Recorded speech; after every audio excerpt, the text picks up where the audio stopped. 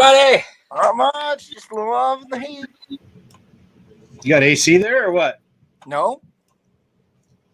I went on a boat today and I kind of got a little toasty roasty boated. I'm gonna blame Tim. We'll call it Tim's fault. Yeah. Just because I can. His fault. Yeah, Tim's fault. Yeah, I'll blame him. Facebook user, which I'm gonna guess is Tim, and maybe not. Just first. Hello. We got Gord here. We got Facebook user again, Scott, and Tim, and oh my God, Kevin just flipped upside down. So I'm busy inputting all the names into this cool little app that I found,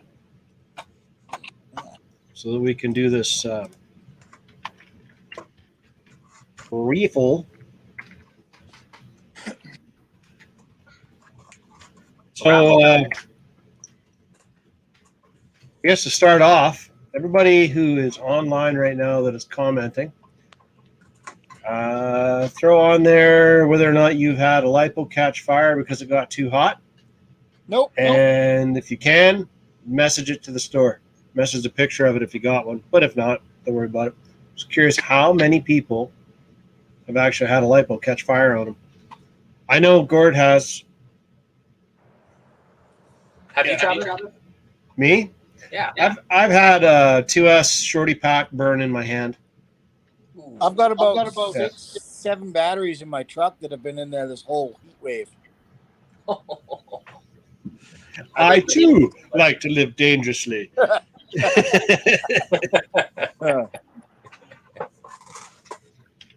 But then again, Kevin told me he doesn't really like his truck that much, so he wants to anyway.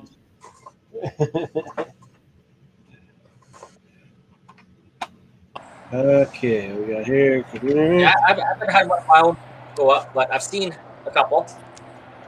You've seen a couple? Yeah. Wait, where did my sound go? Right there. I can hear you. Oh, I hate this god freaking phone. I can hear you just fine. No swearing. Tisk tisk. Yeah, usually if my batteries start to get a little puffy, Yeah. I'll hook them up to a fan or something that's going to draw that power out. Usually I got my little fan, like this guy here. Then I got some bullet plugs on it. So you can just sit there and discharge. Yeah, All just sit there, let Let it me discharge. try reloading I put it this. in a lipo bag, of course, but I let it discharge completely, and then I take the recycling center, and they're like, hey, awesome. Yeah. I think Kevin's gonna bounce and come back on his computer instead of his laptop. So everybody out there, anybody, you guys tell me if the picture is clearer on this setup now than it was before, because I bucked up and paid more money for higher resolution. Sweet. Yeah. Now I got to get me a better camera.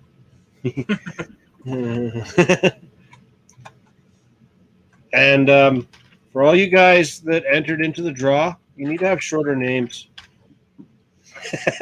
Because I'm not a good typer. There he is. He's back. There. Now he's back. Yeah. Back Foggy. to the normal room. Well, wipe the dust off the camera. Oh, yeah, that would be it. Hey, you got something cool to show me?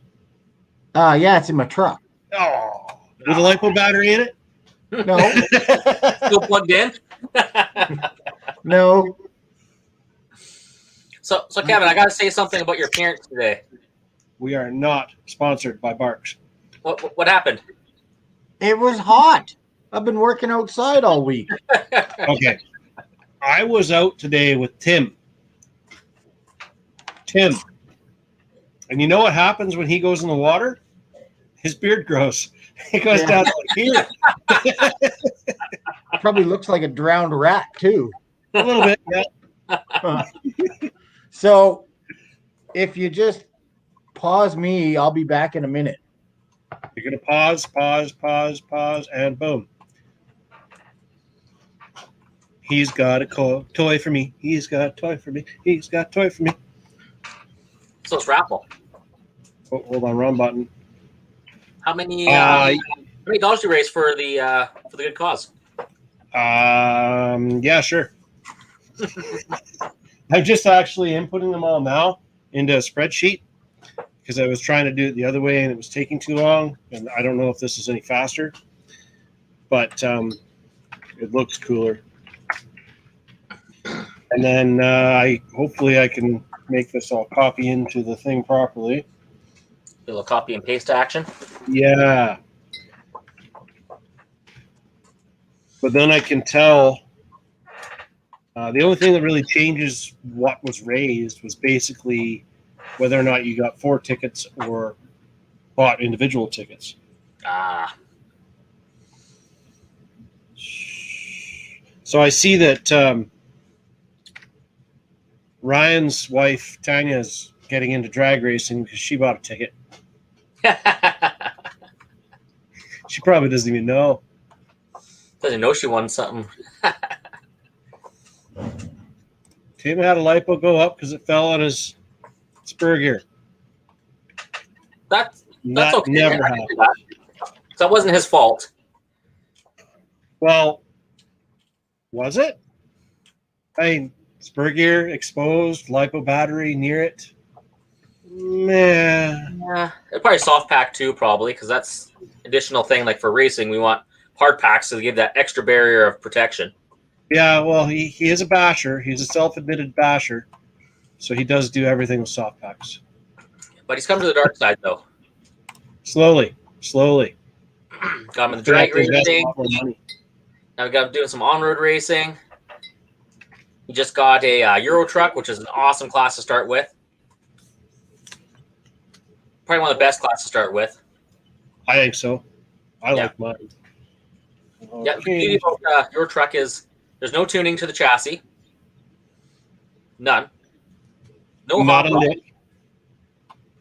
And you just got to go out there and you just got to drive your car and same as the guy next to you, which is beautiful. Yeah. You can just work on your driving and work on the race day format. Whoa. For this guy. I'm getting there. Oh. Who actually has AC in their hobby rooms? You are in your basement? I am in my hobby room. That's not quite the basement. It's on the lower level, my split level. No AC. You don't have AC? No. Oh. I have an AC unit in the living room area, but that's like half a floor up over there. So it gets quite warm in here when I'm in here with the computer on. Yeah, I can imagine because, well, I don't know if you guys can hear it in the background or not, but there is an air conditioning unit right there, a really big one, right on the other side of that wall, and it's blowing cold air around the entire house. But being that the basement is not finished entirely and it's open exposed, all of the cold air returns, all the air, everything circulates back here. So there's Kevin's Adam back. Hey, Kevin. Yeah, I'm back. Yeah, no, I don't have AC in my house. It's a bummer. I'm quite enjoying my AC. And anybody who wants to go out crawling right now, no. Oh, can you see part of it? Oh, what's that? What is that? That helmet? I'm gonna rub them, make them bigger. Oh, Oh yeah. Huh. Ah yeah. oh, we're not done though. Look, I got great. plans for that. I got plans for that. Let's go like this. Ah, yeah. And it lights up. What's the ball on there? What's I don't know, a little one. Little one? Yeah, it's one of them. Okay. I'm gotta, sure you've got something that'll fit. Well, I'm going to put it behind the Bronco, the 2021, and I'm going to put it in the lake this weekend and take some video of it. Nice. Now it's got Dean's plugs on the ESC. That's cool. I got adapters for that.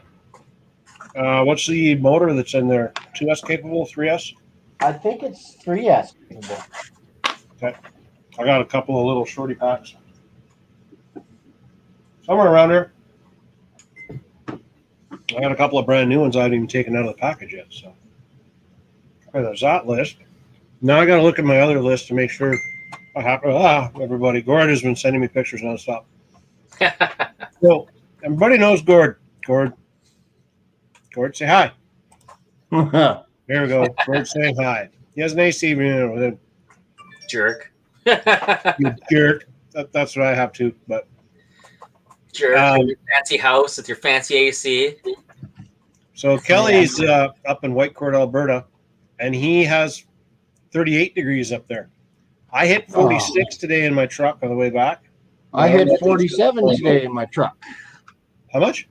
47. Ew, that's disgusting. Yep. And my house is like my thermostat stopped registering the temperature and it just come up with high. So it's got to be over 40 inside. Oh, man. Meh.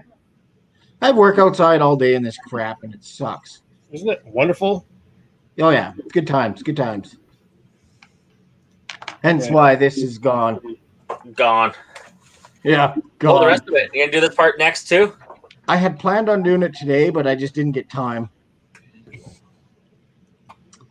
But, you know, it'll all be back in a week anyway, so. You grow like a woolly mammoth as well? Yeah, but just on my face and head. Just rub it in. Travis with his nothing on top there. What? Huh? What? It's all red now. It's shiny and red. See my shoulder blades. I went swimming off the boat. And I'm like, oh, this isn't that bad. And I'm like, it's starting to feel a little toasty. I was only in the water for like 10 minutes.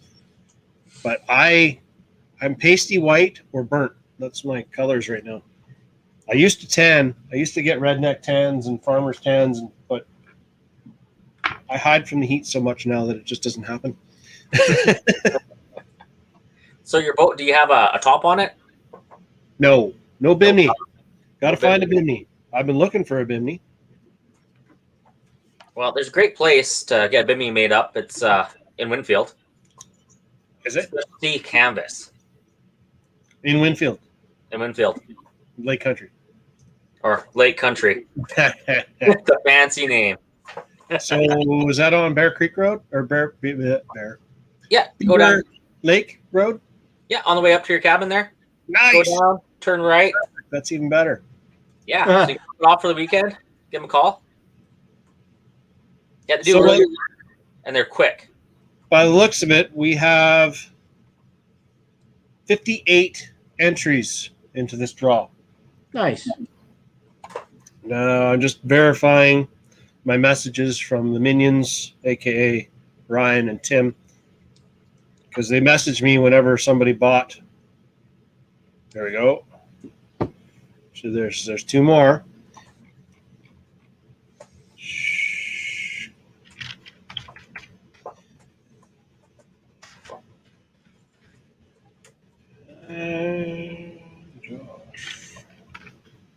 So Kevin, what have you been working on? Not much, actually. I've been trying to keep my chickens cool.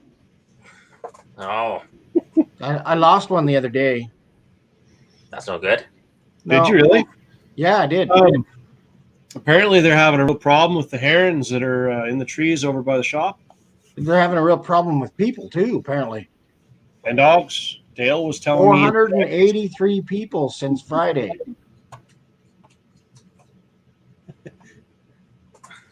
Really? Where at? Like Vancouver or just BC wide? Most of them are coming from the lower mainland. Yeah, but I guess they were losing about 14 people a day. Holy cow. Yeah. chest vice. Is this? I gotta make this. my mother's sister's car. I'm not sure what part of the comment I'm missing here. It's my mother's sister's car.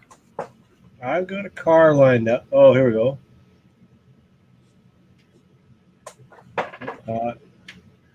Ryan's still at the shop hanging out in the cool AC, I see. Uh-huh. But I did technically start my holidays today, so it's a bonus. I might be able to get something done. Yeah. Holidays. Yeah. Until I get a phone call saying I have to go in. We got an emergency. Yeah. Yeah. I get them all the time. So I've been working on this on my bench. You see that bad boy? See here. Hold on. Gotta rub it. There we go. There we go. There we go. So this is Dave's rig. He's wanted to get some more power, so he bugged me until I sold him my backup combo. That was in my bunch of Jaggery and stuff. So he's got my old Hobwing ESC, 6.5 turn motor, and I'm just going over it, checking it all out. He needs some new bearings. You can hear them. You don't need bearings in the front if you keep the front off the ground. Yeah. You only need bearings in the front if you lift. Well, what happens is if you got a bearing that's stuck on one side and free on the other side, it's going to make your car do a little this action. Yeah, but it won't do that if they're in the air. But then you got to put it down to steer it, and then the next thing you know, you're doing this and that, and you're flipping upside down. It's only a quarter mile in 1/10 scale. It's not like it's far. Not like it's hard. It's like what? 3, 4, 5 seconds? Not even. What are they? We're 2.5. 2.5? Mm-hmm. So Okay, if really, I win that car, you how gotta much come over steering and do you do in 2.5 seconds? Everything. Not much. Okay, whoa. This guy over here runs a Sanwa. Yeah. So he does a lot of steering in All of 2.5 seconds. I'm one with the car. I'm like Is that because you're I'm correcting like your the guy oversteering master using the constantly? force, man. Let me do my impersonation.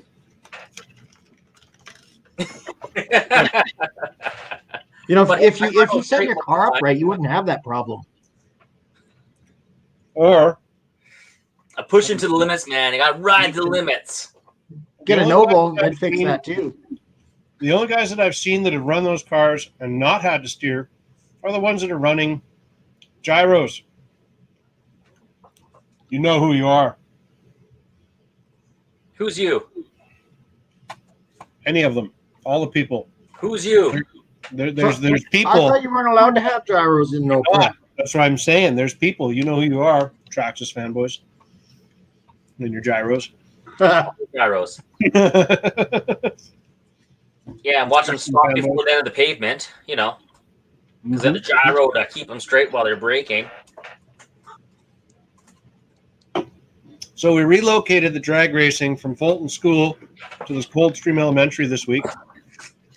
And so far, every single person that I've talked to has had a really big thumbs up because it was like super good. And there were lights, and it was really cool. That shade was cool. That shade was awesome. The shade was much appreciated because our hot little cars didn't like being in the sun all day. So yeah, that's like very, very cool. I'm liking that spot. There has been discussion of wanting to run every week. And I've talked with Aaron about it. I can't do every week because I have a wife that will leave me if I do RC every single week. So the idea had been tossed around that maybe Aaron might do alternating weeks, maybe do a couple hits over in Armstrong, maybe, if he's feeling up to it. That is I'll do something on that guy. That's on this guy right here. So if this guy right here wants to race on a Monday that's not a normal Monday, he'll let you know. Talk to that guy. Talk Yeah. to me. See, isn't that screw you up? You're always pointing at the wrong dude. I know, right? Them guys. Wrong direction. Yeah, give me a holler. I did take this out. Oh, Oh, yeah. is that a builder's kit? Yeah. Yeah. So And my with first thick. bit is that it's actually gray, not white. Yeah, it's amazing, eh? Like in all their pictures, it looks like a very, very prominent white. Yeah, like But white, when you white. see it in real life, it's actually like Yeah. it's a light gray. It's The just, only issue I found so Great. far is with these. The rear suspension. the sway bars. Yeah. They like to bend in this heat. Oh, I bet they do. I bet they do. This one here was like folded right over, and I'm like, oh, Holy. well, it's still warm. Let's just move it back into place. And it seems good now. But fast. It rips. I just got to get a better set of tires for it. George says thumbs down, but just down my street. Just down my street at 10 o'clock this morning, there was a grass fire, and I am like 2 blocks away from where the fire was. Yeah, well, I'll show you guys something here in a second. Yeah. I look out my window and I can see the plumes of smoke. Yeah. So my house right now is covered in ash. Our backyard is orange. What? Yep. There's a very large. Come on. What is that fire? So, Scott, Massive I'm running. fire in the village of Lytton. Yeah, Litton's. Yeah. But, Scott, I'm running the Hobby Wing That is huge. with 3,300 kV motor and a Reefs 444 for servo. And here, this shot's for you there. Oh, Gord, I know you've been asking about these, so I'll show you these right now. This is the warehouse for Horizon, and those are the new mashers, but they're coming out. So as you can see, they are manufactured and on the deck. Ready for packaging. Mm-hmm. Yeah, but they still won't get here for another 6 months. That's right. They got to ship them around the world. Something's going to be out of stock, like packing tape or something. Yeah. It'll be packing tape. I bet you that. Yeah. It'll be. I've been waiting for a certain type of, for one of the jobs we're doing. I've been waiting for caulking for siding for about 6 months now, Are you kidding me? and they're still on back order with no idea when they're going to get them. Weird things out of stock. Yeah, I need 6 tubes. That's it. That's it. Trying to find my BC fire thing. There's a picture of the fire fires from a plane. They're like 5 kilometers away from my cabin, which kind of sucks. Is that one on the opposite side?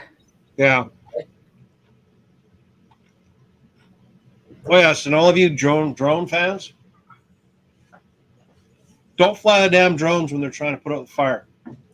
Duh. Common sense, you think? Yeah. Don't sit in your boat where they're picking up water either. A couple years back when they were doing those, they had Mars Bomber in Penticton and the big fire in Ellison. Yep. I was hearing stories of them running that bomber, and they'd actually picked up a diver in one of those tanks. So, or a swimmer. So my question is, why are you swimming where there's a big red and white plane coming down and landing?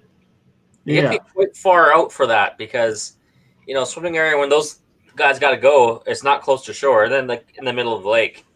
Yeah. So I'm just trying to find this picture because this overhead shot shows wildfire broken out on the south side of Highway 97C near Trepanier Road on West Kelowna. Yeah. That's just up by Peachland. Yeah, there's pictures of that.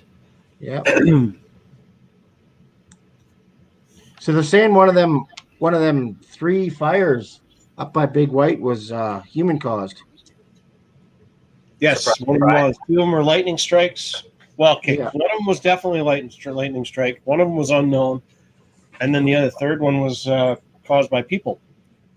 Yep. Oh, and something else I want to mention while we're on here. I don't know how many of you guys are on board with this canceling Canada Day, blah, blah, blah. Not my point. My point is there's talk of people lighting candles and putting them on the edge of the riverbanks and stuff in demonstration of their support. Don't. It's fire season. Don't. Don't do it. Please. Please don't. Use a glow stick. Oh, Not even. glow stick is a really good idea because they don't cause forest fires.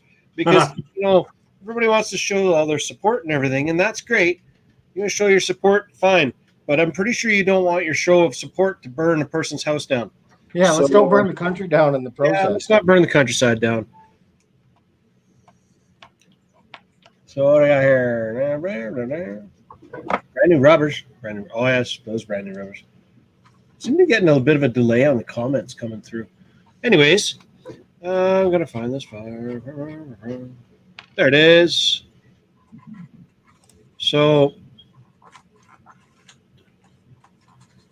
make this big. No, make it big.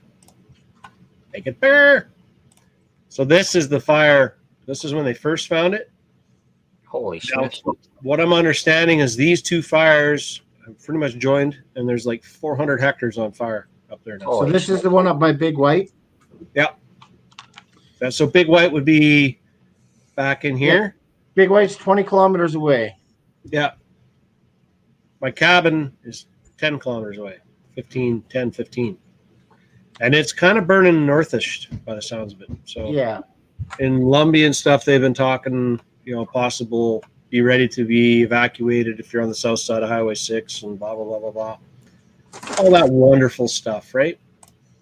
Forest fire season. So we're talking about fire season. We're talking about lipo safety. Gourd. Leave them in your truck.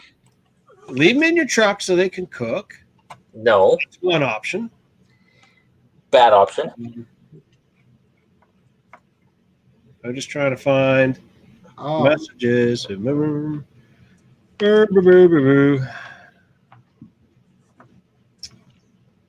You guys continue chatting. I got pictures here. Gord sent me pictures of his lipo fire. Oh, God. There it is. so the town of Lytton has just more been bad evacuated. Here, come here. Come here. Come here.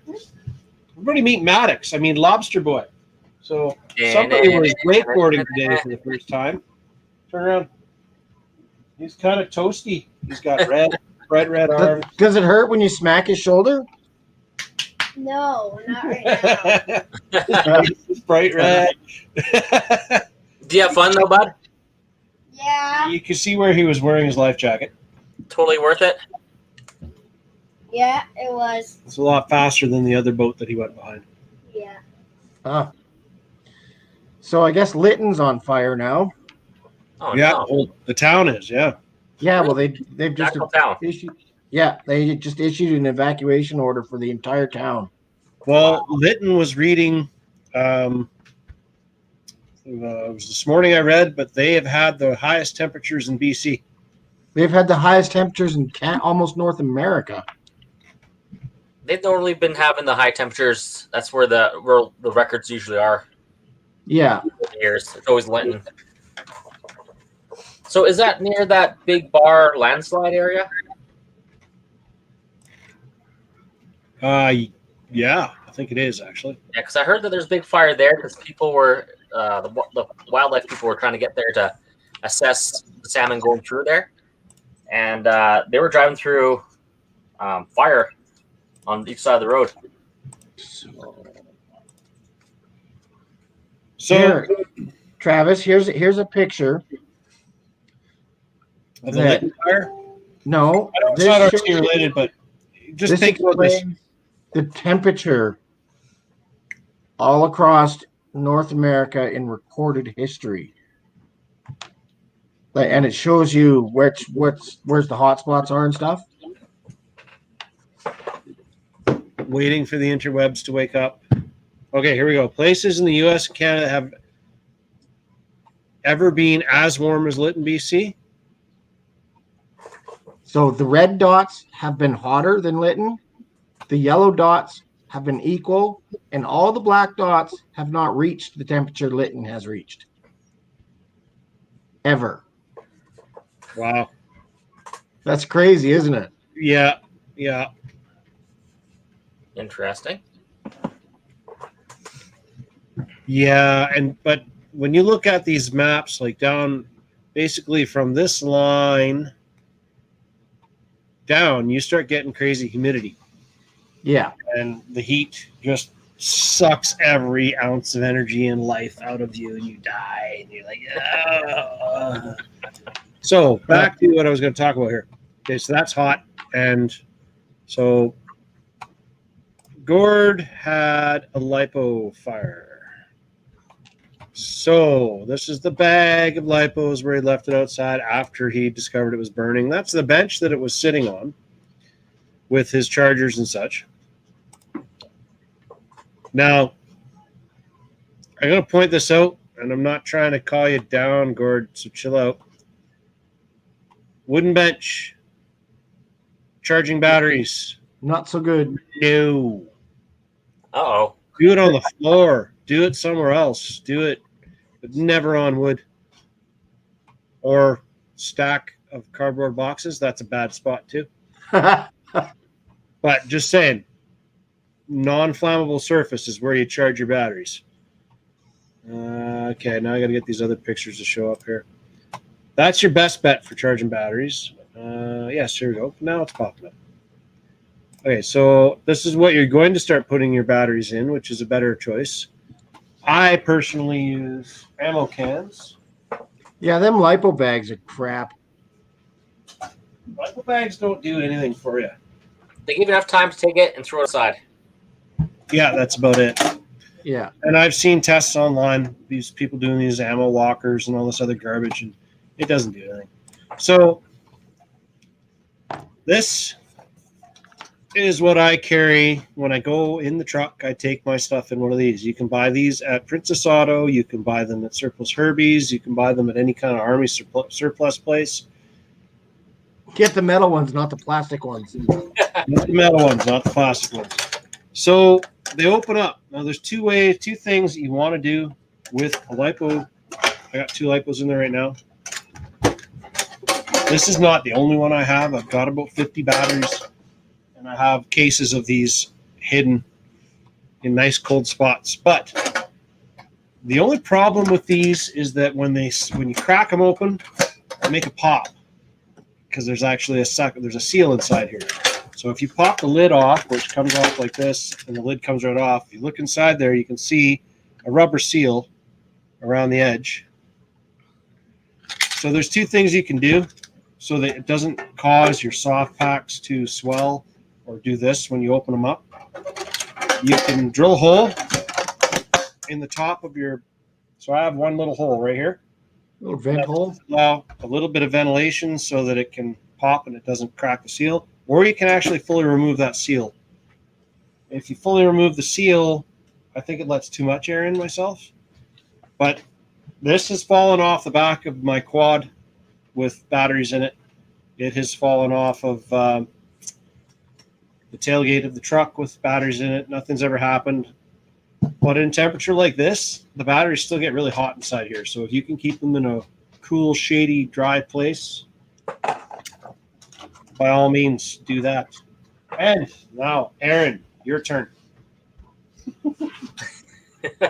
Use the storage mode, guy. Storage mode.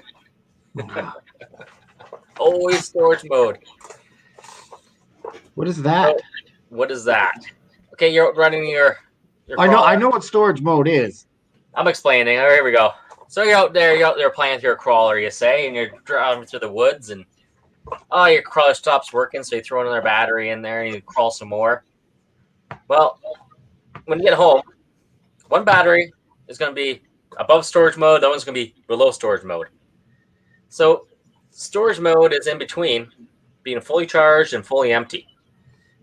When the battery is empty, it gets to a point where it drops below the point where you can actually charge it, where it's safe to charge it. So most chargers will say, yeah, we ain't charging. Your battery is fucked, dude. You fucked it. Yeah. And it happens so many times. People come in and even just switching their ESC into LiPo mode, because a lot of ESCs will do LiPos or nickel cads and whatever else. Yep. But it needs to be switched to the right mode. So also when you get down to that range there, it's unstable and you can have fires when it's a low voltage.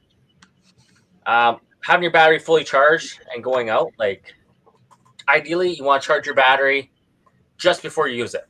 So don't charge it up like a couple hours before you're going to use it, because when that battery's at full max power, you have all that energy stored inside that battery and it wants to get out. And what happens is sometimes, boom, it'll go up. So especially with hot weather, it's hot out.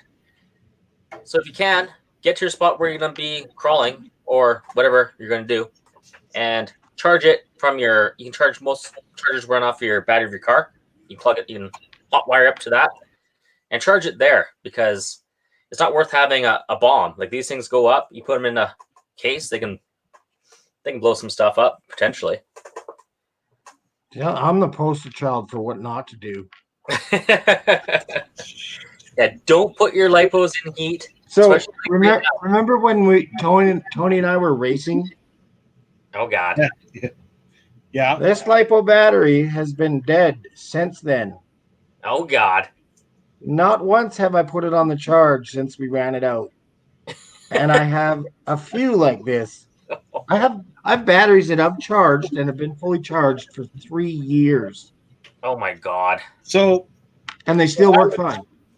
Yeah, what happens with a LiPo battery when it's got a full charge is there's a chemical reaction inside there. That's what causes them to puff. Yeah. And that chemical reaction happens faster at a higher voltage battery. That's why.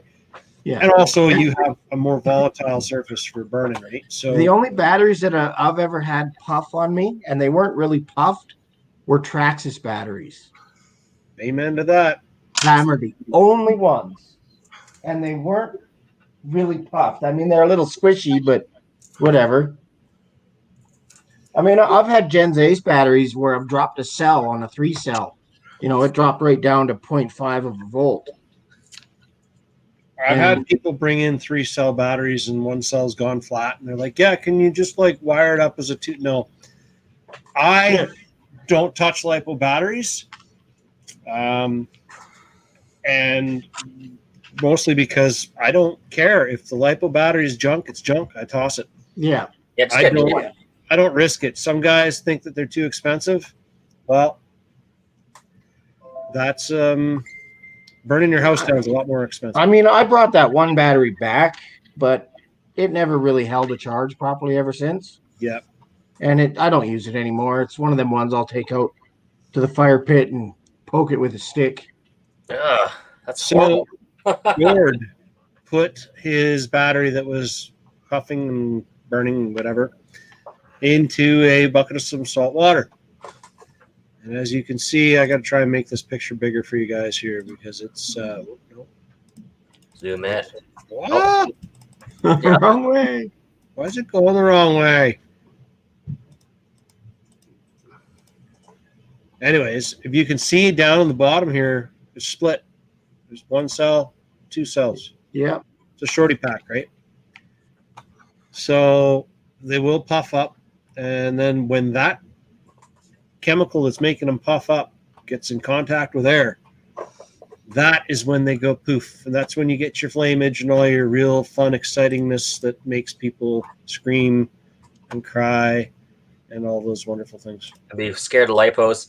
Scared of LiPos for the rest of your life. So then you just run lame metal hydride batteries and wonder why your car sucks so slow. So slow. It's good for like 2 seconds, and then it starts going.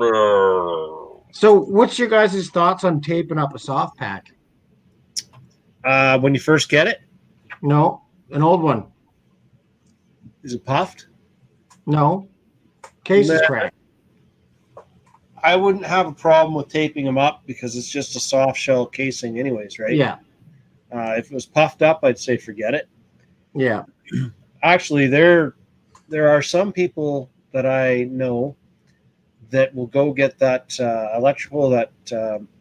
liquid electrician's tape stuff. Yep. Or the Plasti Dip, and they will go and they will take a brand new battery if it's a soft pack, and they will dip it a couple times to give it another complete solid coat on it, right? Just gives it that little bit extra. Yeah. I still think you're better off just to buy a hard pack and Hard pack. just spend the money on the hard pack, because you just spent that much extra money on Plasti Dip, which is not that cheap. So I'm going to show you guys. Gord also sent me a video. So let's see here if I can get it to play for you. Add to stream. And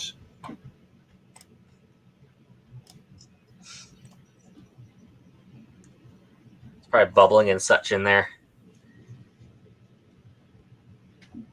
So the reason why you put salt in there is to conduct the electricity. So it basically slowly discharges your battery.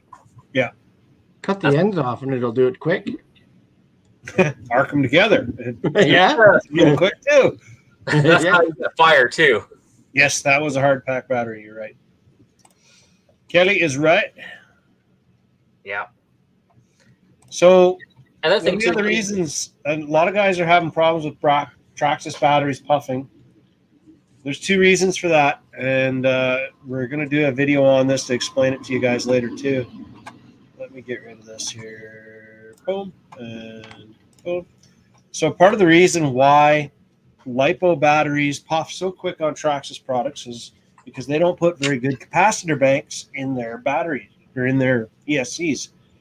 So when a brushless motor is working, it's not working the same way as a brushed motor where there's continuous power getting and it's just alternating through the armature.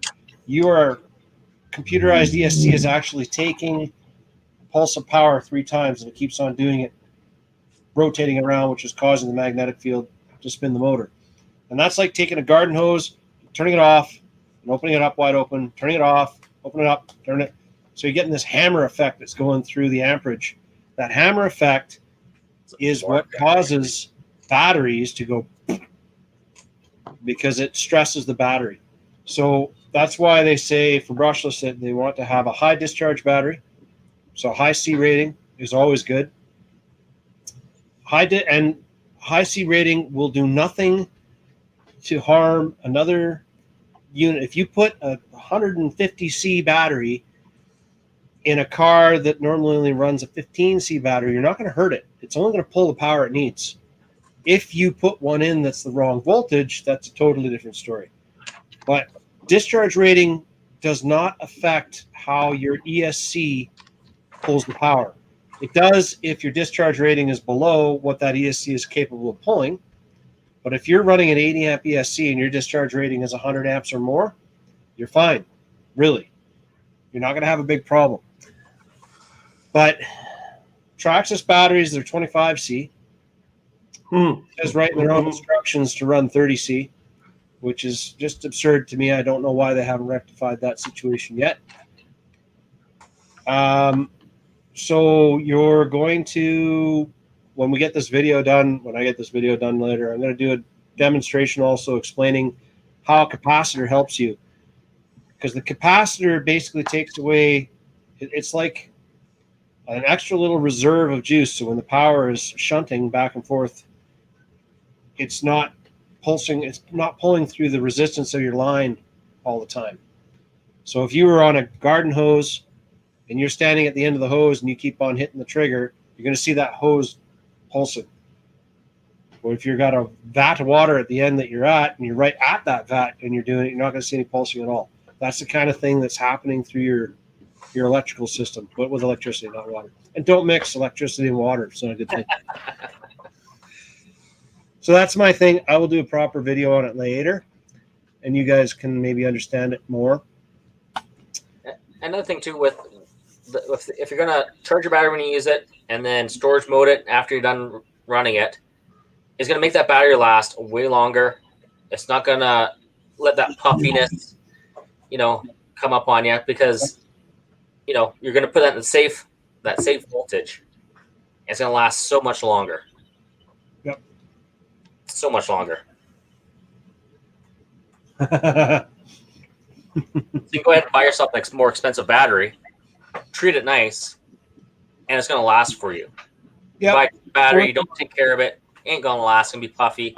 Yep. And also, another thing, too, if you don't run your batteries all the time, like myself, I have race cars, I run those in the wintertime. I have outdoor cars, I run those in the summertime. So throughout the year, every month, I'll go through my batteries, put them on my charger, and storage mode them. And that'll just pick up the power because it's going to drop a little bit of voltage no matter what. So it just brings that voltage back up to that safe storage mode and gives it that buffer. So when the voltage does drop, it'll you have some room there. And then it also helps you find out if you got a dead cell in your battery, and get rid of that battery before you get get a LiPo fire. Because if you have one cell that dies out, it's probably drawing some power somewhere. Could give you good potential of having a LiPo fire as well. I'm just going to throw this picture up real quick. So Tim's been working on a truck for a customer. So this is, I don't believe this one's plastic. This one might be plastic dip, but it's that green is like you need sunglasses. It's bright. So it's 410 Ultra Pro. So yeah, there's going to be another one on the trails here shortly. So would you call that one like the best one out there? For kits? 410? So I like the Vanquish 410, and it is a beautiful kit. Is it the best as an RTR kit out of the box? Well, not RTR, sorry. As a complete kit out of the box, I would say it is probably the best you're going to get. Everything's there. Everything's high-end. Everything is built well. The tolerances are awesome on Vanquish products. You don't have the issues you have with some of the Chinese knockoff brands. Oh, I bought myself a set of axles, like the cheap ones, because they're all aluminum, really cheap. And the first thing I had to do, I had to go buy $10 worth of diff shims. Axles. So I had Tim, to diff, I had to get a mesh in there, and then I had to go and do the shaft output shafts on everything. Oh, it was a nightmare. I'd shim everything. It was just Shim. Not much for tolerances in them, was there? no, man. But I saved a lot of money. Yeah. If I would have ran it as is, it would have like grenaded itself. I've been a yard sale, shrapnel everywhere. So was it an RC 4-wheel drive product? That was also horrible. I had one of those too, RC 4-wheel drive. I'm like, oh man, this thing's cool because I'm just getting into it, right? Crawling anyways. And I actually won this one on some kind of Facebook page. Like, oh, this thing's cool, right? It's got everything and all this little scale details. It looked cool. But man, it rattled in it. It's horrible. I kind of have like a mixed bag when it comes to RC 4-wheel drive. In my mind, RC 4-wheel drive has done a lot to up the scale game for a lot of stuff. They have done tons. Yeah, but on the flip side, they started cheaping out. So the prices stayed here, and the quality went like this. Yeah. And I think I noticed it happen the most when they started coming out with RTRs. When they were mostly just kits, there were no quality issues because you were building it yourself and you had to. Yeah, I mean, you were still shimming your axles then anyway. Yeah. But now you do RTRs, you got to pull the damn thing apart and rebuild it properly anyways, or else it's not going to run, or all the hardware is going to fall out. Yeah. So Scott wants to know, what do we recommend for a decent charger that has a balanced charge setting? Mine doesn't have that setting. It's a Sky RCE 450. Oh, you got the cheap one. Okay. So the Sky S65 is a decent charger that does it. Just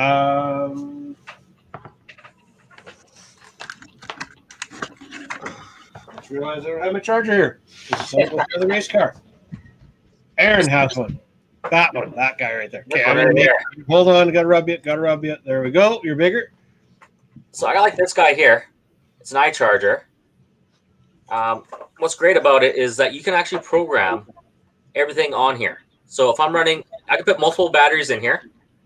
And say I notice one of my batteries, when I storage charge it, it automatically drops, a little bit of voltage. So I can put that up to like 0.01 of a volt. Also, when I charge, some batteries, they charge up to the 8.4. It's not quite there. So you can program this so it goes over by 0.01 of a volt, and it'll make that battery to the peak power, which is great. Also, you can do the high voltage batteries, everything with this thing. Life packs, nickel cads. You can do like a lead battery too. I don't know if you guys use those for your controller. Big rig something up for that too for your lead batteries. It does them all. It's great. The only downfall is you need to get a power supply that's 12 volts. But other than that, it's actually run that thing off a 3S battery. You can run up to a 6S battery on that. So you can actually take that with another battery and charge it while you're out doing whatever you're doing. Like when I'm drag racing, if I want to just peak that battery for that top little bit of performance, I can easily do that with that one charger. I knew it. I knew it was too good to be true. Uh-oh.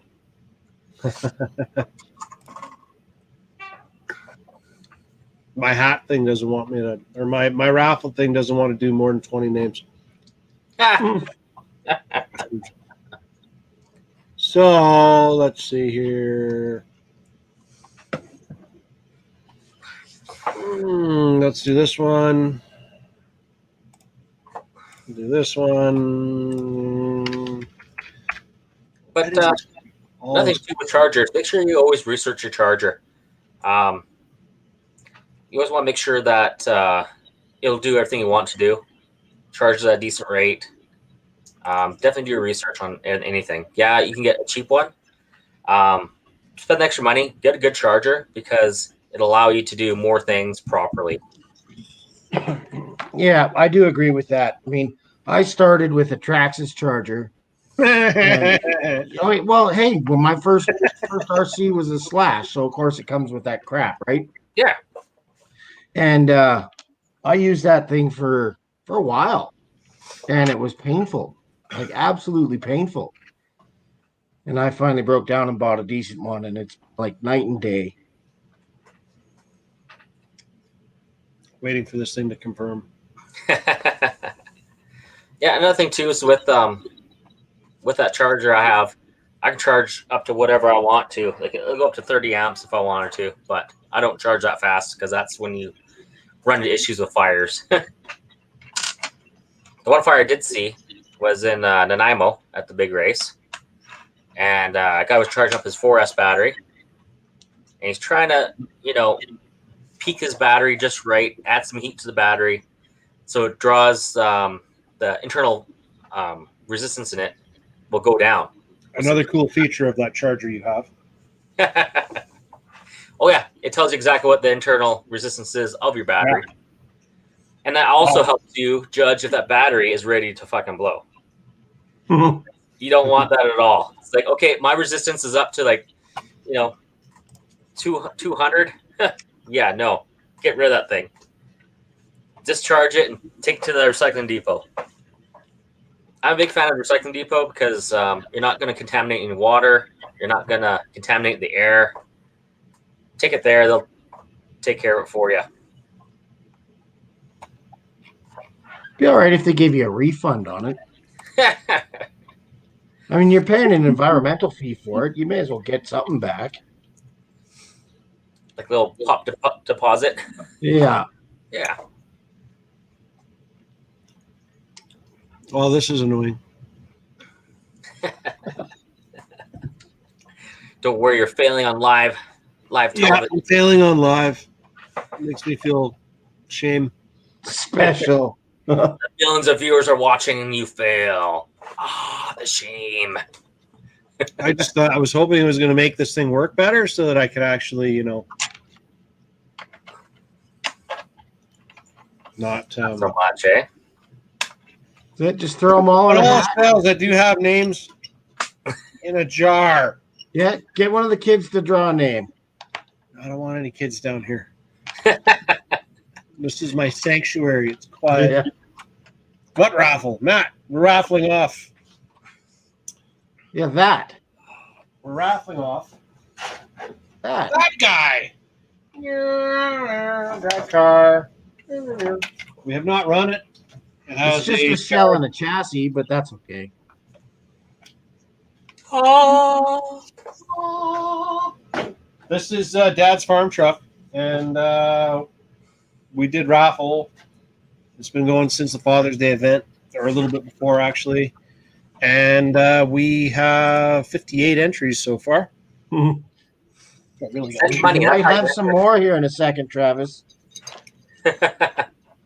What the hell do I get in? Oh, Matt, you can EMT me some money. Yeah, for the early bird special. Where's my thing? So it's $10 for one ticket, $30 for 4 tickets, and then I have to get out scissors and all of these wonderful things. Matt, you want in? Do you want them? If you do, say so. If not, well, let me know, because I'm going to draw in the next couple minutes here. So where does Matt live? Matt lives in Addicted. Ah. Fab Maraz. Oh. No, he doesn't do drag Drag racing. racing. We can fix that. All you need to do is get yourself a Traxxas drag tree. Start racing in parking lots, and See, now if we could set that drag car up for dirt drag strips, that'd be great. dirt drag. Oh, Yeah. if it's not asphalt, it's no good. Well, he could do the whole Mud dirty drags. stuff. So dirty. Hey, Matt, we'll just set it up as a mud dragger. Okay. I'm going to draw. You have all the names in there? Actually, hold on. Let me, you guys chat for a second. I'll go get my daughter. Oh, God. I'll get Micaiah to come draw it, and then it doesn't look like I picked. I'll be back. 1 second. However, what would be cool would be like a mud pit drag race. That would be good. That would be good. Or, you could race across some water or, Water drag?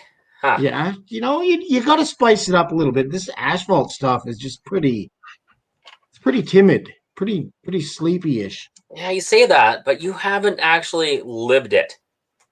It's awesome. Pushing to the brink of traction. If you give it too much gas, you're spinning circles.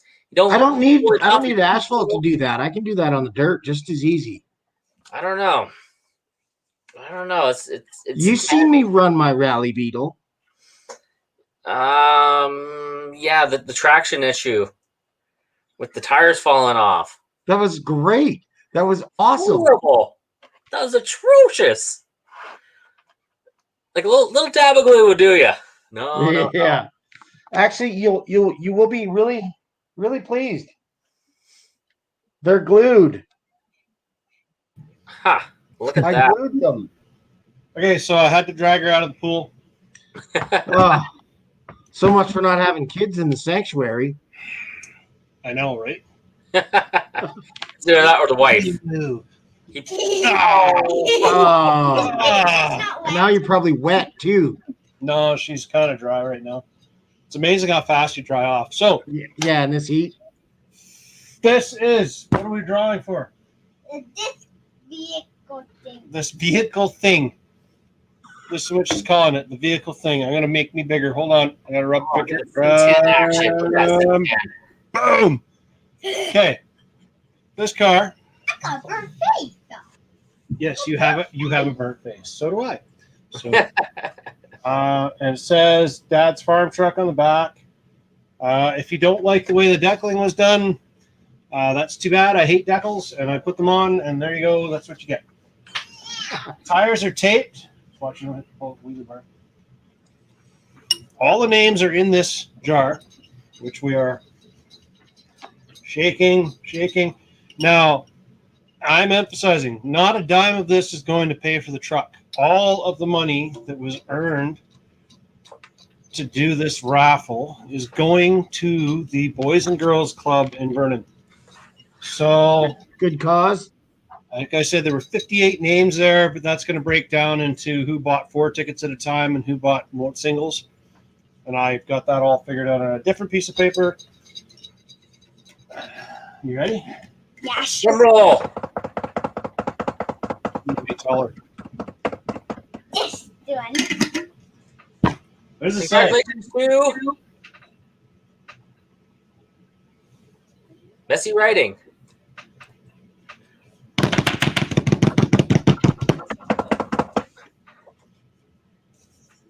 Tristan Ferguson. Congratulations. You Congratulations. won yourself a drag car. Okay. So Tristan, we have your info. Put this one put this on the car for now so I don't forget. Do you have Tristan, you are the lucky winner of a drag car. Let's give him a call right now. I gotta find one of the ones that has his name on it. His phone number. That one didn't have his name on it. Oh, no, no name. No name. I think I have this all in the system at the store. Hold on. Let me see if I can find it. And Tristan, is he from Vernon area or? Nope, that's I think correct. so. Is it? I think I've seen him in the store. He's in pretty regular. Is it? Nope, different name. We got Trenton. We got Is it? Trent. That's the one that.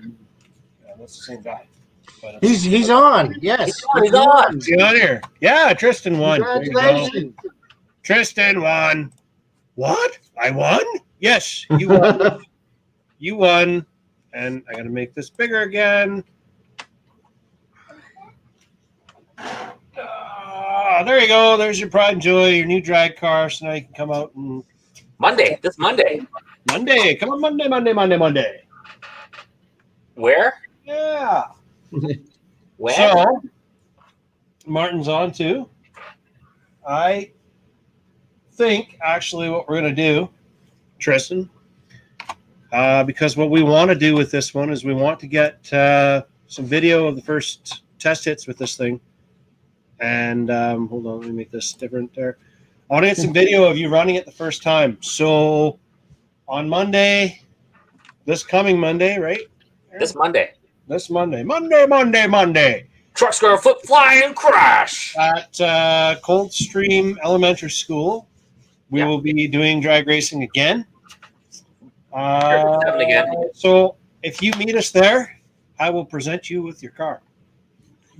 And then we can And a whole bunch of parts because you're going to need them. I got a box of parts.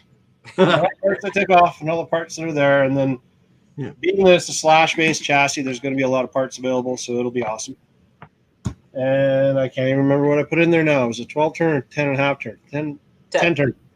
10-turn censored combo. So we haven't done any dialing or anything on the timing. Aaron, I was thinking that you might want to throw the motor on an analyzer and get it tweaked in the best we can. That's great thing to do. If you guys haven't seen the video of that, it just went on last night. Put it up last night at midnight. Check out our page. It has the motor analyzer, how to use it, why to use it. Yeah. So motor analyzer, actually the funny thing about that is the motor analyzer did show you something that I didn't realize it was actually going to show you. And that is that my battery's saying it's done. Discharging. It tells you what the actual timing is on the battery or on the motor. Yeah. So it doesn't matter what your little hash marks on the side of the can are because they weren't right. When you watch the video, and I would say add the link below, but there is no below on this right now. So go to the YouTube channel, Make My Fun MMF, subscribe, like, blah, blah, blah. It's the latest video we've done. It's Tuesday Tech Tips, and it is Aaron's video on a motor analyzer. Nice. So Yeah. I got a question. No, it's not. This is the second one. The Tech Tip one was you cutting drive shafts. That's the one. That's Tech Tip Tuesday. Yeah. Yeah. So, anyways, there's two Tech Tip ones, really. But the big one was the motor analyzer. It tells you all kinds of really cool stuff. It tells you how many amps your motor's drawn, where you're flattening out. Like, what's the point of dialing it up even more if you're not getting any RPM out of it and it's not giving you what you want? The only thing it didn't really tell you was heat. But that's what temperature guns are for. But that's what you get with amps. More amps you're throwing at it, more heat's Or going your to be. finger. Or your finger. Ow! When's the next U4? The next U4 is Thursday, the 8th, I believe. Thursday the 8th. And I believe that it's going to be at this guy's place. Because you have the Scale Adventure Series going on that weekend. So it's the Thursday before that weekend. So I was going to get everybody to come down and do it at your place. If you still Okay. want to do that. Yeah, we've got room, so Okay. I mean, it'd be over before everybody really gets there anyways, but any of the well guys... there'll be a couple guys rolling in Wednesday and Thursday, but whatever. Nice, Scott. Yeah, so Scott's got some gears for you. That's cool. And Gord says he's got no ride out to that U4 race. We might be able to rectify that situation for you. There's a bus. That we may pack up a bus full of people and go out there, because I'm not going to be packing stuff up a hillside, so it won't be so bad this time. The last U4 race was great. The location was awesome. Everybody really enjoyed it. I was going through the video of it so far. Some of it's looking really good. Maybe one of the first videos I actually finished, because I'm liking that video more than the other videos that we've gotten so far. So I gotta say, I was pretty impressed with my 2-wheel drive rig. yeah, I thought for sure that first obstacle we're going over, it wasn't going to do it. It's like, that's too steep. It's not going to make it. Travis, you're a jerk. You're purposely that just so I couldn't do it. hey, you picked the area. I just picked the line. Now, when you do bring the bus load for the U4, should maybe get a few people to bring some pretty good bashers. They can launch it off the half pipe. Are you going to have that thing spread out a bit? No, I can't do that by myself. Okay, well, we'll do that. How heavy is it? When we loaded it, there was like 8 of us, and that was in sections. We have pickup truck and chains. Yeah, I don't know how well it would hold together though. Okay. We can always try. And So, what are we talking about, this half pipe action? What's that? Tell me more. he has a half pipe on his property that was used for scooters, right? Yeah. And Scooters and stuff? we're going to launch X-Maxes and such off of it. Yeah, what do you think? There's about 8-foot bird on that thing? Yeah, I think it was about 6 or 8. So, question for you, because I'm not a big basher or anything. So, can you actually launch it up, like hit it like you're going for like a ski run or snowboard run? Yep. Hit it on an angle. Can you like send it off there, do a trick, and like land back in the pipe and go off the other Yep. side? So if you guys ever watch Nitro Circus or any of the videos from Pastrana, Travis Pastrana, Yeah. Traxxas gave him some Traxxas X-Max and Slashes and Bigfoots and some stuff like that for his kids. Anyways, he didn't buy them, I can guarantee you that. Anyways, he takes it out on one of his big verts and does a couple of tricks and stuff with it and just messes around. It's just a short clip. But yeah, and you can get it up there. If you hit that piping at the very top, right, where it's got that little bit of a rise, A little it'll lippy. actually set the car off backwards if you hit it at the right speed. It'll set the car off backwards so that if you can get it turned around in the air, it'll come back down. The real guy that should be explaining all this is our basher expert, Tim. But he's shy. He doesn't like coming on camera. Yeah. He's kind of scared. Even if I send him an invite, he doesn't show up. Because I know when you're racing off road, you got a 4-wheel drive vehicle, works really good. You hit the jump, the car goes up, you hit the brakes, and it arcs it down. Yeah. Come down, you want to match your car angle to the slope of the landing for when you're racing, anyways. So I know if you hit the brakes, and sometimes if you got the steering turned sideways, you get the gas, and it will, pull the car different ways and hit the brakes with the tires turned. So I'm guessing that's probably how you would do it, right? Well, that's how you do flips and stuff. Yeah. You can do back flips and front flips and everything just with your throttle and brake. Especially when you got tires this big. Yeah. The X-Max and they start to balloon. Yeah, they have a lot of rotating inertia, whereas buggies, they try to kind of get away from the rotating inertia, so they get better performance. They get, they want some so they can control the car in flight, but heavier wheels slows you down generally. So, yeah. So, yeah, I mean, I'll bring mine. I've got a Max, and I've got an X-Max, and I've got that Corrali Python, and I've got a Kronos here that we can all run the crap out of and destroy. And no, Gord, if you're riding with me, you'll be walking home if you aim a car at me again. Just gonna say it there. To be fair, he wasn't aiming it at you, just near you. You'll be riding your Max home. Direction. I'm probably gonna make him walk. So, the other thing that I wanted to talk about, and a reminder to everybody on the chat, say congratulations to Tristan, you won a car, yay! Yay! The other thing is decisions have been made. So, the on-road race was a huge success. Lots of people loved it. I've had comments about it ever since it happened. People asking when it's going to happen again, what they need to do to get into it. We've had quite a few people coming by. Euro Trucks, which is a fantastic class to get into if you've never done it before and you want to do it. Get a Euro Truck. You can get racing. Most of you guys could be up and racing for under $250. Yeah, it's a great starting platform. Awesome starting platform. You don't have to worry about knowing how to tune or set up or anything because you can't do anything other than what's in the box. So you put it together the way it says in the instructions, put it on the concrete, on the asphalt, and go beat the hell out of it with some other trucks. Fun class, and we're getting a lot of people interested. So Tim has been doing some research. I've been doing some research, and we have decided that Tuesday nights, right, Aaron? You're still on board with Tuesday nights? I think so. Every second Tuesday. Same, basically,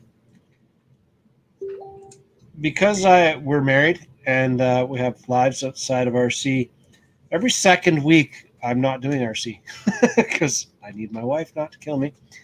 So we're going to do Monday's drag racing. Tuesday's going to be on road. Wednesday's live stream. And then Thursday is going to be rock bouncing. U4 rock bouncing. And that will be our race weeks. And so we are going to set up and find a parking lot. We're not going to do as big of a setup and as big of a event every night as we did with the Father's Day event. The track setup will be faster and quicker setup.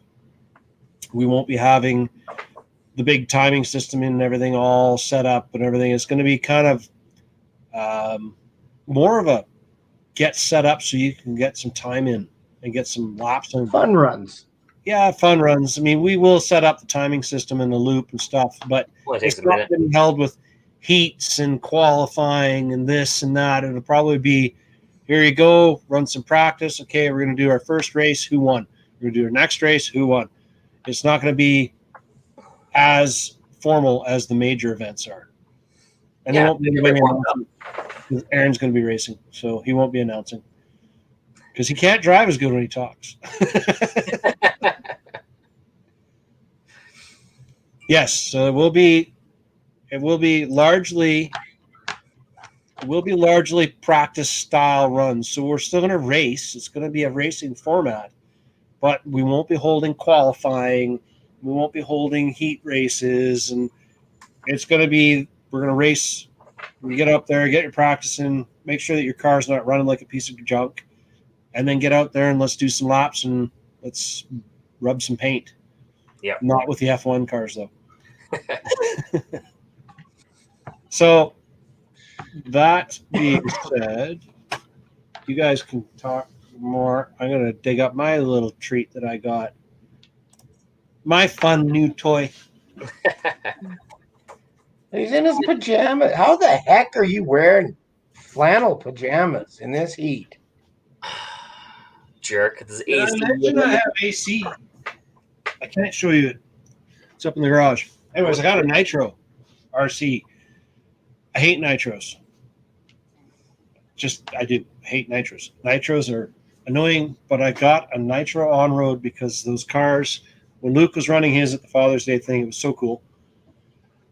And somebody came up to me and said, I have to have one of these in my life. So I'm like, okay, I'm going to help you try and find one. And then while I was trying to find it, I decided I have to have one in my life as well. So I found one for me, and I'm still looking for another one. Are you letting cats in?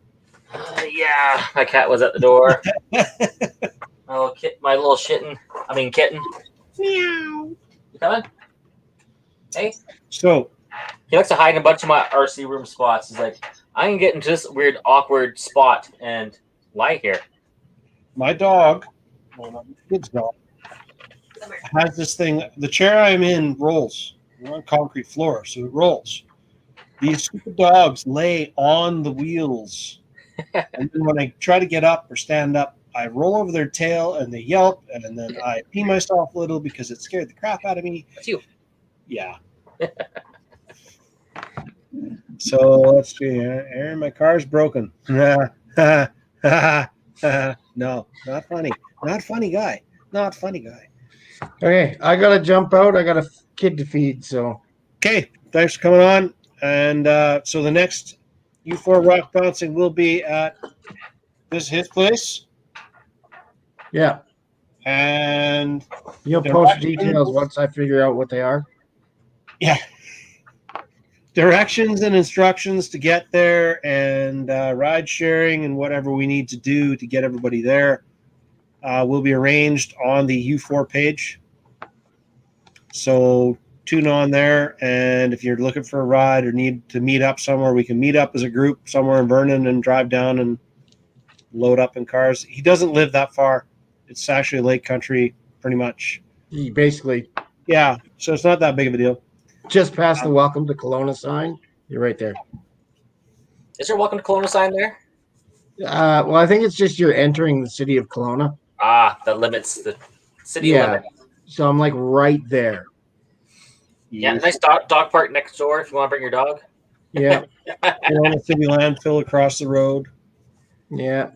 They burn cars in the dog park, and it's good times. I saw that. That was entertaining. Yeah, the other day, some car parked out there. It was 4 guys that got out, and I don't know, they buggered off somewhere, and next thing you know, their car's burning to the ground.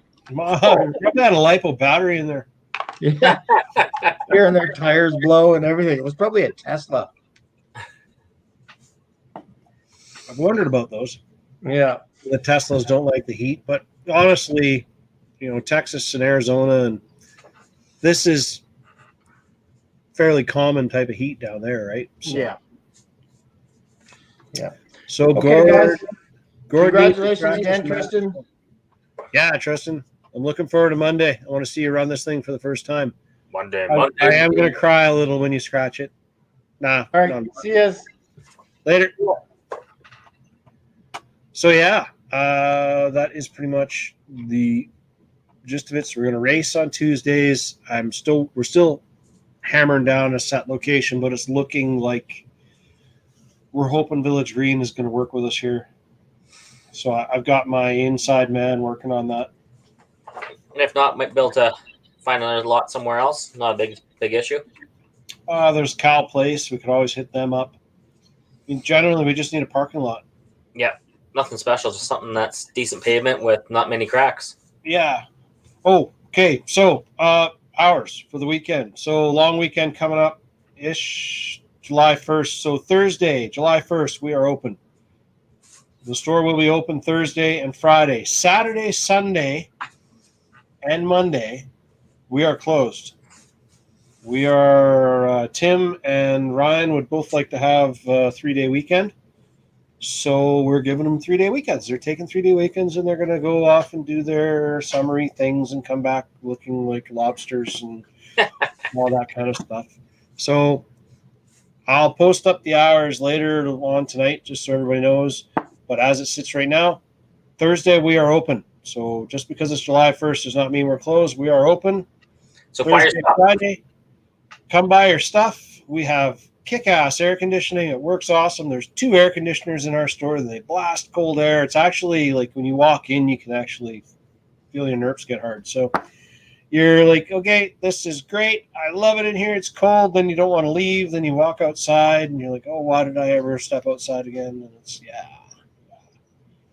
So Gordon needs a spare Max front bulkhead if they have one. I can't remember if they showed up or not today. We did have some stuff show up yesterday, today.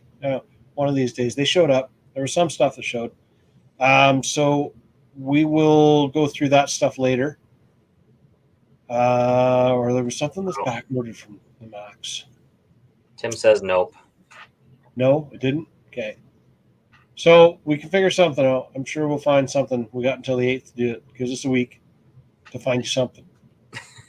So yeah. What else we got to add? What do you want to add? Yeah. Race. Yay. Race. If anybody needs help with their cars, make sure you let me know. I'm always open to help anybody out with whatever knowledge I have, whether it be drag racing, on-road cars, off-road cars.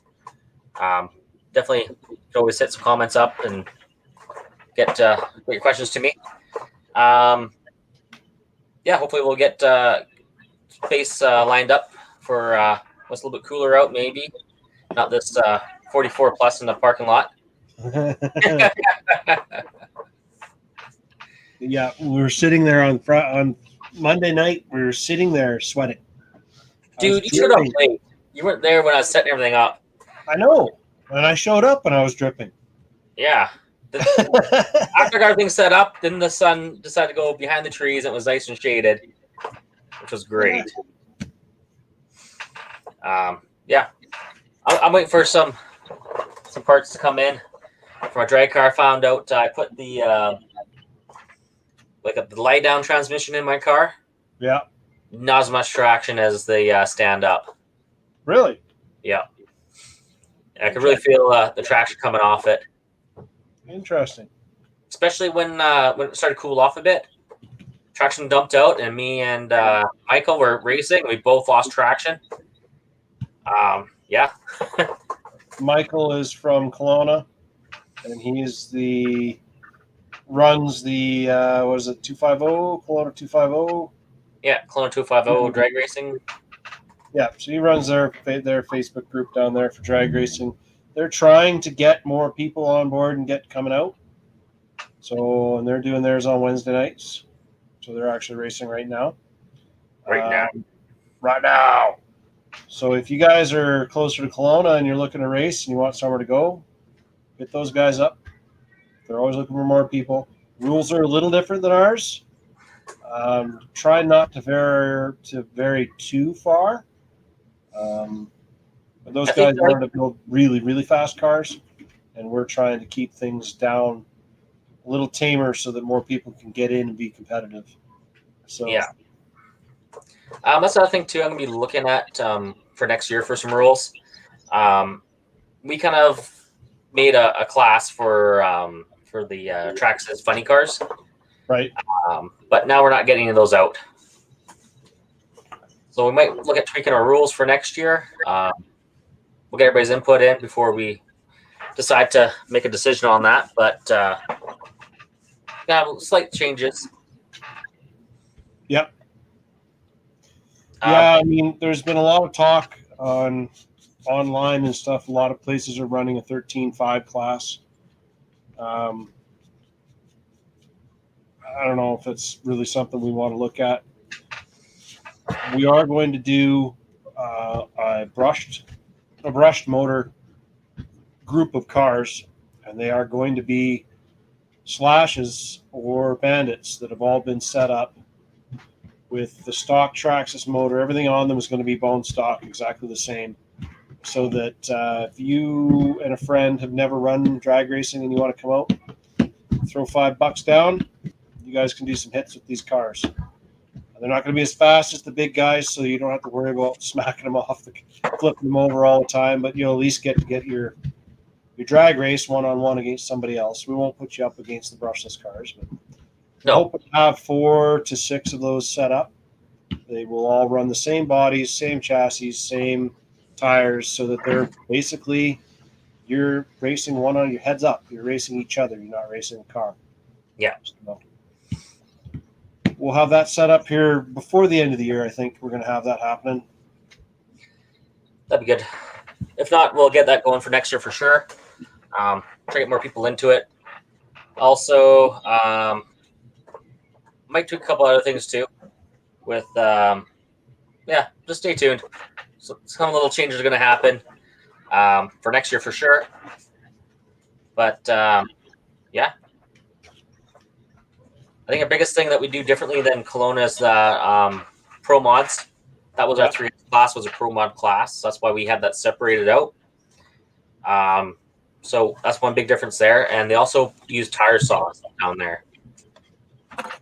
And we don't, because, it's no prep racing. So let's clarify that again. Tire sauce. Tire sauce is sticky crap that stays on your tire and then lays down crap on the track when you're running. Tire prep, cleaning your tires and prepping them at home and bringing them to the track, and they're dry and clean and they're red. That's okay. Yeah. That's allowed. That's called taking care of your tires. Yeah. You clean the tire, and then you put on some moisturizing compound, which is like the green slime stuff, or the green. Here it is. Right here. The Green STX. slime. So this stuff here actually conditions your tires. So when all the moistures and all the oils in the tire come out from heat, we're adding it back in, and that's going to keep your tires together longer.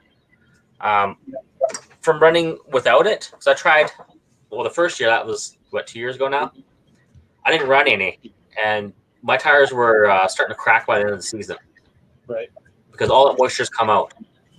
Scott's asking here, what's the cost to race on Mondays, or is there a cost? Yes and no. We do the bracket racing, not the time bracket racing, but tournament bracket, and that's $5 to enter.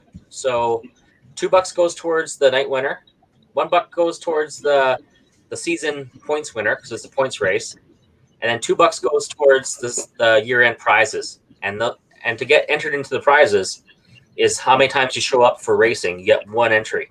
So each time you come in, you're essentially, get a little something back from showing up.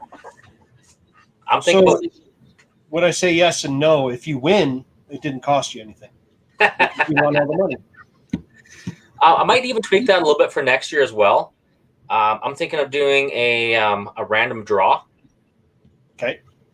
So yeah, everybody puts money in, and it kind of keeps everybody kind of included, Yeah. And if you want to, you can put side bets down. If you want to bring some toonies, loony action, you can side bet people. You can bet on people that are racing that you're not even racing against. You can do whatever you want, right?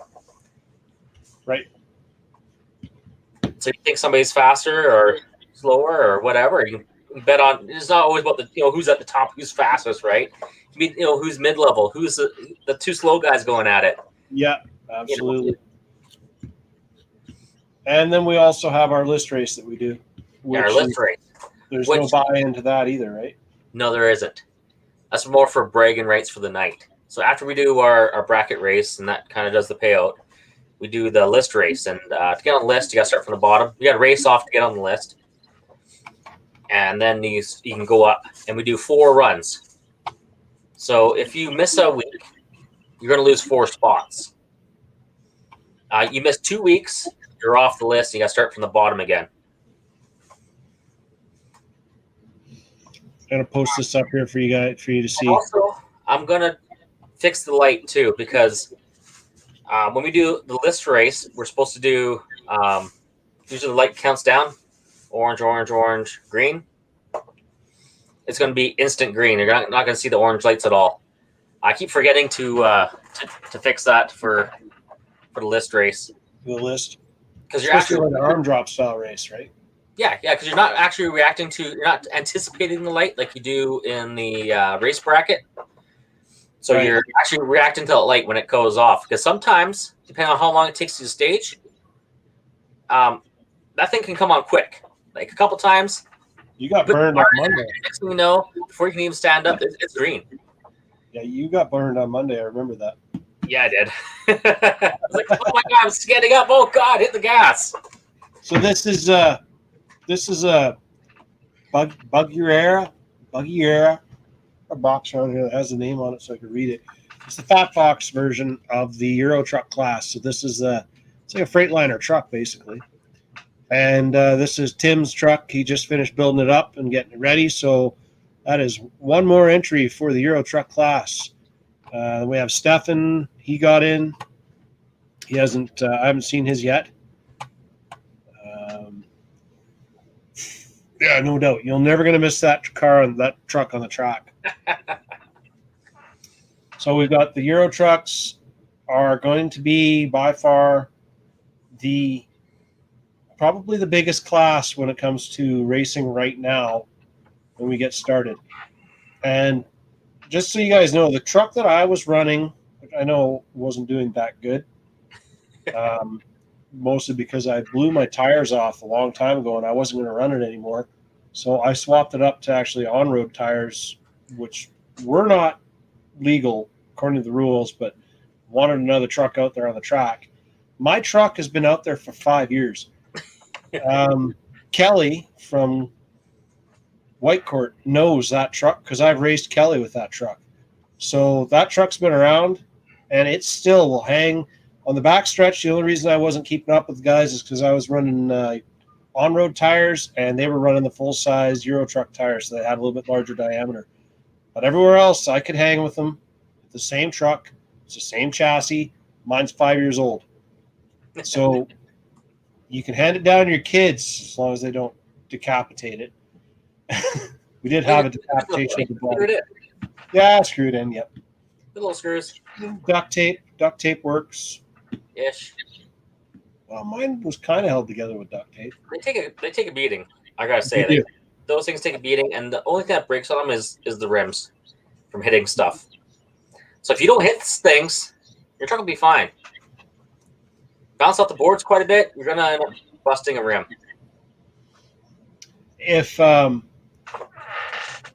Brendan Chamberlain says if you could post a pic, he would.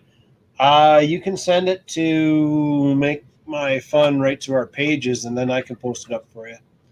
If you message it to our store. I'm still running his. Yeah, see, Kelly's still running his original truck too. Nice.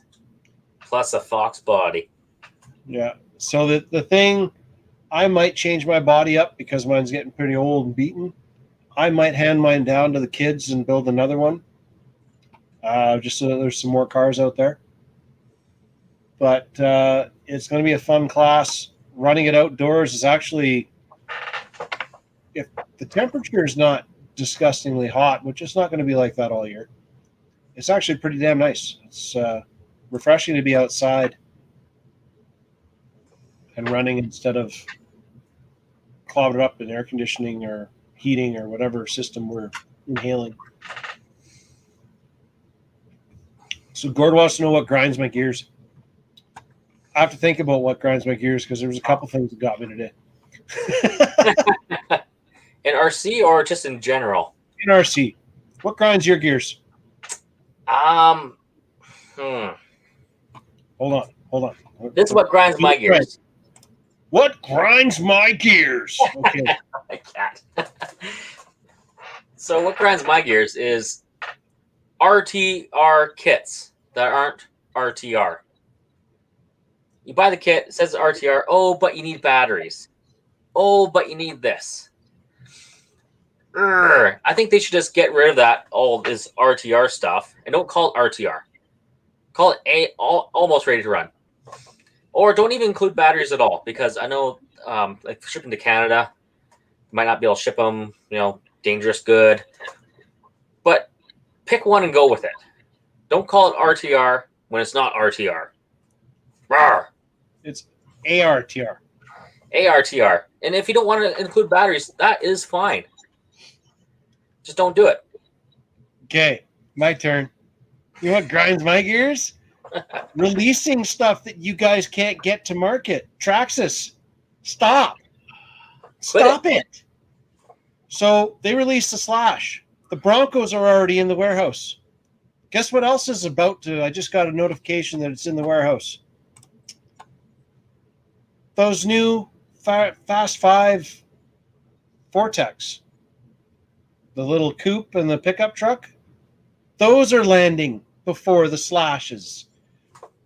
Stop it! What the hell? Yeah, that's it. That's what's grinding my gear today. Yeah, I kind of.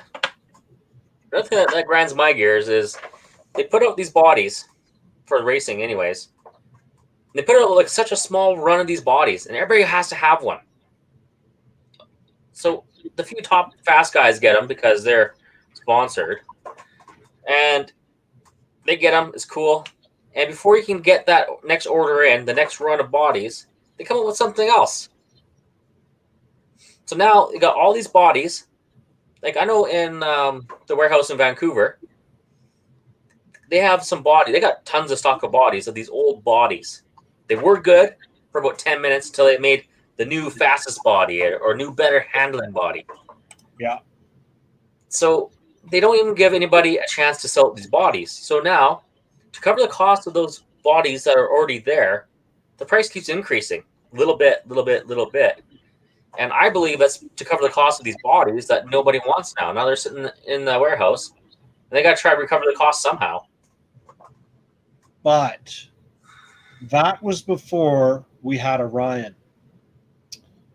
And Ryan puts on-road bodies on crawlers. So maybe we can start a fad, and we'll start putting those ugly as sin on-road bodies, some TC bodies, on crawlers. But the problem with that is not those ugly as sin ones. It's the ones that touring cars should be. Touring cars should look like a real car. And these new ones don't look like it.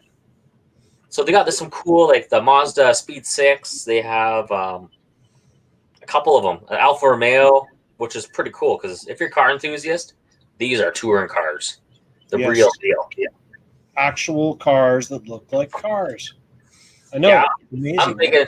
I'm a big race enthusiast, and I don't know about anyone else that's on here, but I follow Formula One racing. And racing. I do that. I do the Le Mans racing. I watch that, and that's real cars or prototype cars, and that's how it should be. Well, let's see here if I can get these up. Oh, God. See if I can get these to show up. I might have to plug this in. Yeah, that's old. Those are old pictures. Oh, God. I just have to pull some stuff off of the interwebs here and put it onto my phone. Yeah, this was like the first three. The first three? The first three. Actually, here, this might even be quicker. So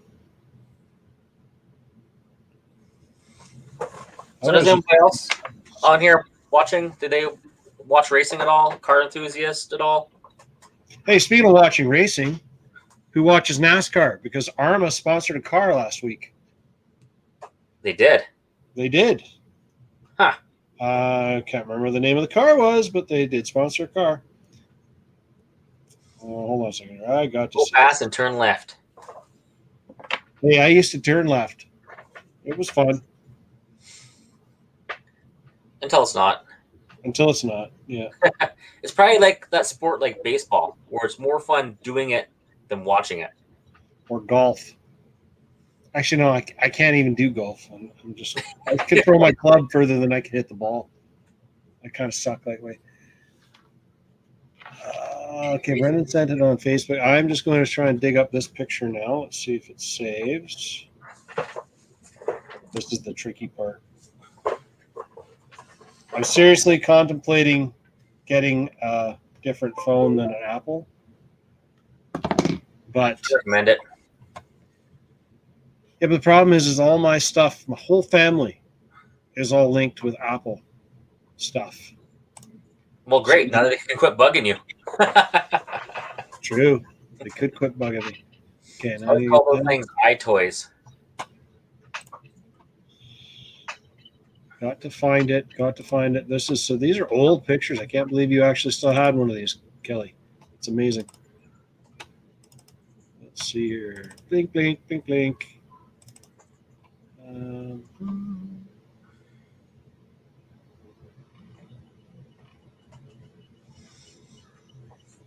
Where'd they go?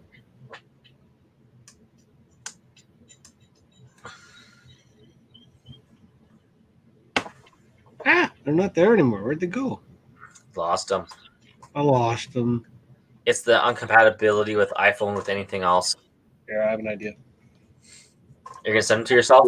I'm going to try and send them to myself, yeah. Nice. In January 2018, the original 3, yep. So, Travis, what kind of racing do you like watching? Favorite all time? I watch motocross and I do a lot of bike stuff. That's my favorite. MotoGP. I do watch some on-road. I can't really watch F1. For some reason, I find it very annoying to watch. The cars are amazing and the drivers are really good, but there are so many times when I watch a race and I just hear a bunch of wah, wah, wah, crybaby, he broke this rule, he didn't do this, he didn't give way here. And then I turn around and I flip it to a motocross and somebody freaking block passes somebody right and blows them right out of the corner. And everybody goes, well, that was a really good block pass, and nobody cares. So, right? Like, and then, NASCAR, I've always liked NASCAR. I like the older stuff more than the new stuff because the new stuff I find they're starting to get a little bit hurt feelings report kind of people.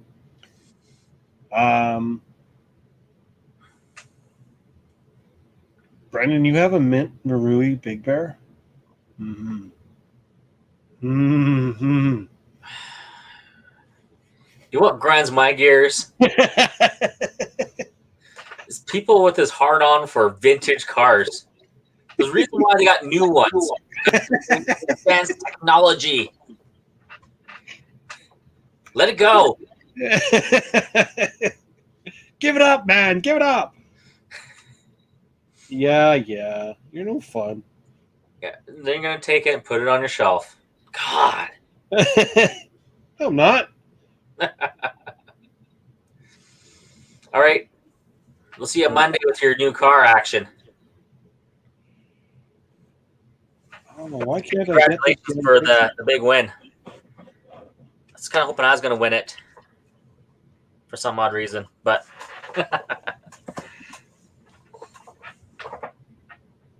Come on, save. Come on, save. Oh, okay. Now this is not selling me on an iPad. oh God, now what do you reckon now? All I'm trying to do is put this damn picture up on. So, is there anybody into like crawling out there that's watching? What do you guys do when it's hot out? Because it's too hot to go outside. Do you do like indoor crawling or something, or what? Like, do you do like a little 24 scale stuff?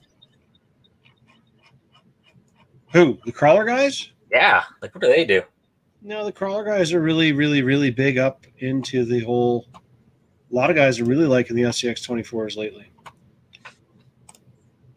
And I find that they're kind of not capable trucks unless you're running them on an indoor crawler course. Okay, I know that Jordan, he built a pretty cool tabletop crawler course action. He got his kids on it crawling and stuff throughout the winter. Just bear with me. I'm trying to find this picture. He's leaving us. Watch. Fighting with my iPhone. Watching that. 3. Another type of racing I like to watch too is the rally cross. You watch that one at all, Travis? Yeah, I've watched a little bit of Rallycross, and it's kind of been pretty cool to watch. Pretty cool. I think it's pretty cool. Got that little mixture of different surfaces. They have like an asphalt section, dirt section, Joker lap action, and usually at least one cool jump.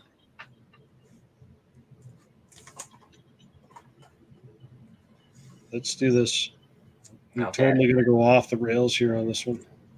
Oh god, we're gonna do the whole system shut down here. It's gonna be like No.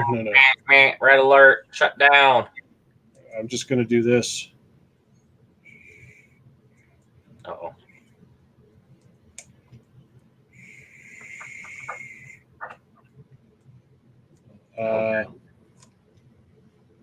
It was a circa 2018, right? Yep. Sure.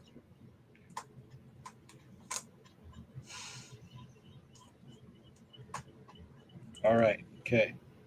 Get off of that and publish. Uh-oh. Might be easier this way. Maybe I can actually get it to come up now. Because I cannot get the damn picture off my phone. I probably can. I'm just too stupid to do it right now.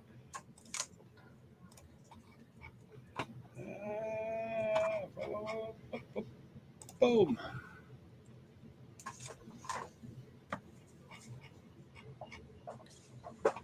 Come on, machine. There we go.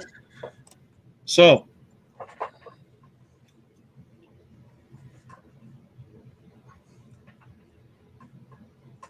You gonna make it work or what? yep, we got her. Now I'll share this. This is stream. So, this is Kelly with this really cool little thing in the back here. It says Kelly, and this one says Travis. That's me. Hey, It's my little purple truck, purple, blue, and orange. man, that truck looks familiar. Yeah, that is the That truck looks old. familiar. That's the old gray stuff from that you used to run on, yeah. And these are the original 3 Euro trucks that we started running up there. It was me, Kelly, and Trevor. Actually, Trevor was the first one to get one. That was this guy here, the white one, because he thought it looked cool and it was neat, and he came across one in a good deal. And then I said, okay, fine. I want one now too. And then Kelly decided he wanted one too because they were kind of fun to watch. Turned them into a class, followed the same rules as everybody else. 5 years later, I'm still running the same truck because it fits into that class, right? Like, they're a wicked cool little truck. Has it really been 5 years already? Well, this picture was in 2018. So 19. No, that's not even 18. Well, it might have been 18. It was early, like 2018. It would have been February-ish, March, somewhere around there. So you got 19, 20, 21. So there's 3 years. Coming up on 22. So they take a beating, and then I use that truck for drifting. I set it up as a drifter for a while. Not going to lie, it's not a real good drifter. January 25th, 2018 is the date on the picture, Kelly says. So, yeah. And you can still run the truck, and it still works in whatever class you want. You can go anywhere where they run Euro trucks drop it on the carpet or asphalt, and go. Yeah, in the world. In the world, In the world. which is very few cars you can do that with. Yeah. Yeah, it's usually there's some kind of tire, different tire, spec tire or something there, or Even different scaled rotor back type. class, they want you to run like Wix. They had their own special set of wheels and tires they wanted you to run. Yeah.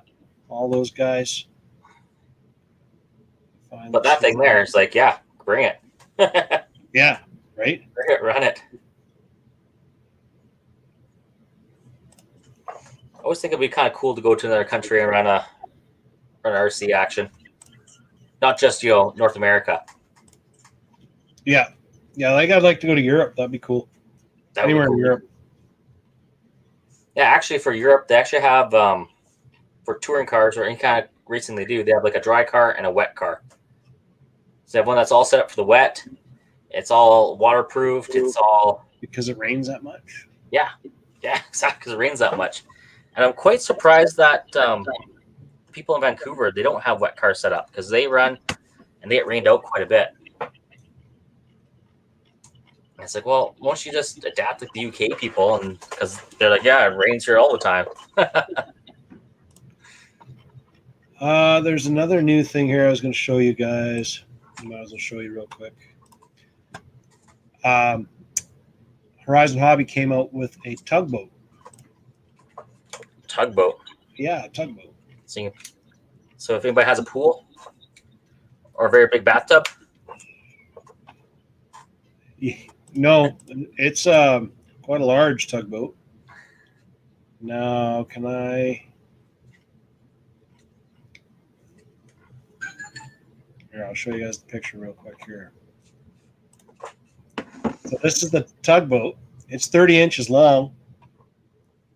It's got the fully enclosed little propeller and everything on there. It can retrieve boats up to 48 inches long. You can buy a water cannon for it, water cannon pump that you can add to it. So you could do like a fireboat kind of thing. If you look at the very top here, see if there's a better picture of it here. That's not very. This is off of a PDF, so it's not a really good picture. This is the retrieval system that they sell for it.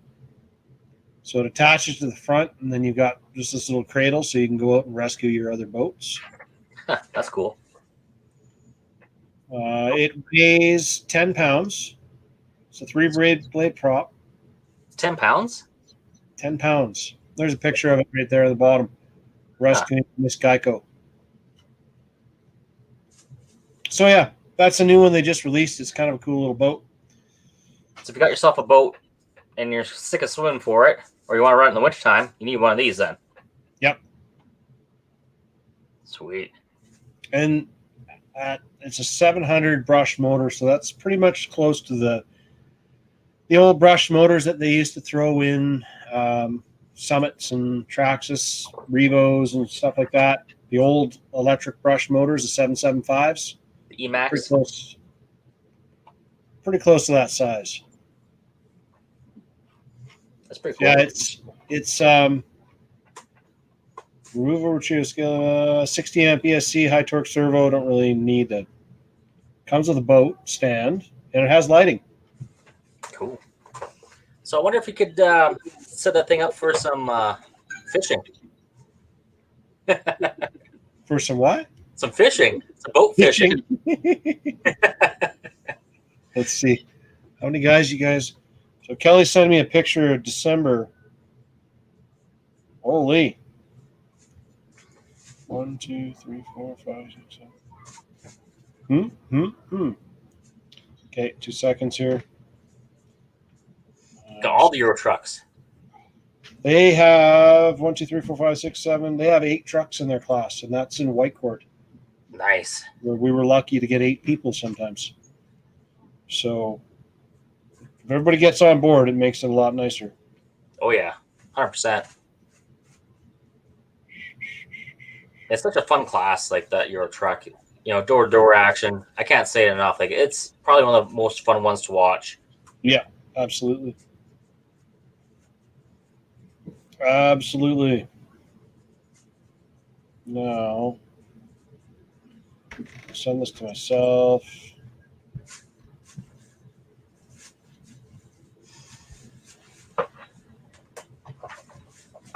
Size.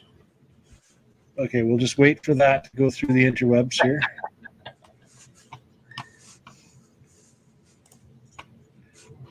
And So we'll find it.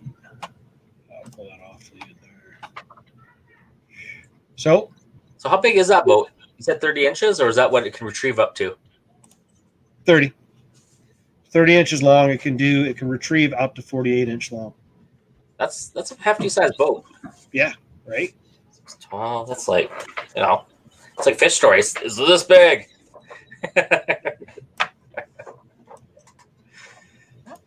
So here, this is their fleet of cars. So Kelly, can you tell me, list off the guys whose trucks they are from left to right, so I know who's actually racing up there, so I can call them out. Is that from the past year, or 2020? Yep, this was end of last year, nice? or I guess end of. I think they raced indoor this year a bit because they had a different set of rules up there. Well, you can still run 10 people indoor. Yeah. Yeah. Well, actually, effective tomorrow, there's supposed to be no more limitation on gatherings for sporting events and stuff like that. Perfect. And there's no more masks, and there's no more this, and there's no more that. And basically, we're kind of doing this. Oh God, I'm so glad for that, because that's one thing Right? I missed was the on-road season being canceled. Oh, tell me about it. I got brand new cars. Me Didn't even too. get them. I haven't broken in yet. Yeah. Disgusting. Got to re-oil all the bearings because the oil dried up. Ugh. Gotta wait till Kelly messages and tell me who it is. Then I'll pop this back up. It's all of them. All of them. So, what else we got going on? Indoor. Oh, yeah. Okay, so they were indoor 9 races, and they shut down on December 12th, 2020. That's about About the same time we did. yeah. Just started getting going and trying to get things lined up and happening, and then no. Not so much. Yeah. Just like that.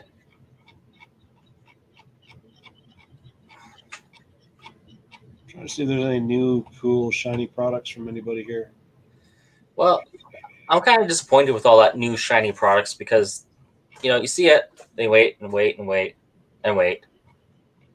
And then you finally see it come out and it's like, oh yeah, that was like 6 months ago. Yeah, by the time they actually hit the shelf, at least for Canada, it's completely different story in the States. They get them right away. Yeah. But in Canada, we seem to take forever to get our product. Well, even in the Unless you States, want to sign up on these early release lists and they dictate what you're taking and they don't let you do any choosing of your own. MST touring car, no. Somebody was asking earlier about drift car chassis. Let me look at here. What kinds of, no. Back up here. yeah, if you're going to drifting, get a proper drift chassis.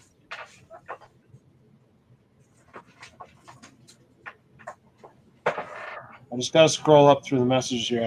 I caught out of the corner of my eye somebody asking about a drift. Drag race semi trucks. Yes, Gord, I like that idea. Water But skipping. if you want to bring anything to drag racing, like we have time before and after when we do our more serious racing. So if you want to bring something out, you can definitely send it down the drag strip, as long as it's not going to break anything. Keep it in control. I'm not opposed to any of that kind of stuff. I mean, last year I had a couple kids. They had the little tiny cars, from Walmart or whatever, and they raced them down the drag strip. It took them a good 20 seconds or 30 seconds to get down there, but they had fun, steering it all over the place. One was ahead a little bit, and then that one comes back. So we're not that serious crowd where you have to have this or you got to leave. Yeah, so I missed the comment here. Brendan was asking where we're running Euro Truck. So we're running Euro Truck with the KRC Club. So indoor at Green Bay? Green Bay. That's the one. Green Bay in the winter. And then this summer we're trying to get set up doing some outdoor parking lot action because we've set up the race system and everything in the mobile trailer and everything so we can just roll in, set up on asphalt, and go. So that's where we are. Sorry I didn't answer it earlier. I didn't really catch all the comments earlier. I was looking at other things. And the Mini Q is a cool little car. I should get Dano to bring in his little Freightliner, his white Freightliner trucker. I'll show you the video next time I see you. He took a 1/25th scale Freightliner or 1/24 scale Freightliner, and he put it on that little platform, took out the front drive shaft, put the proper wheels on it, and was ripping around in the store with it. It was pretty cool.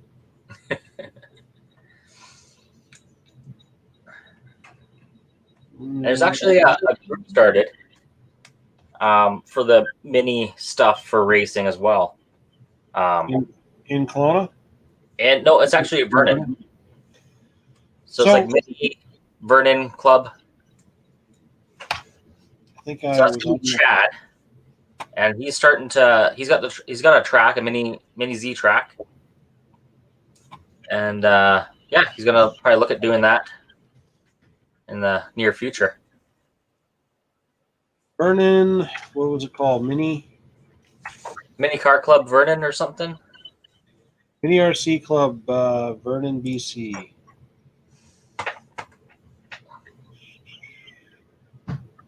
So I'll pop this up on the page. So you guys, this is in Vernon as well.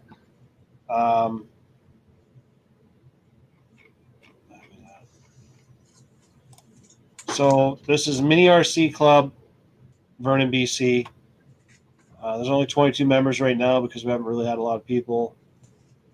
These are the kinds of the little cars that they run. They are super sick looking, graphite chassis, just like super sexy looking cars. You got to realize, like, these wheels are about the size of a dime, right? Like, they're just awesome looking little cars and fun.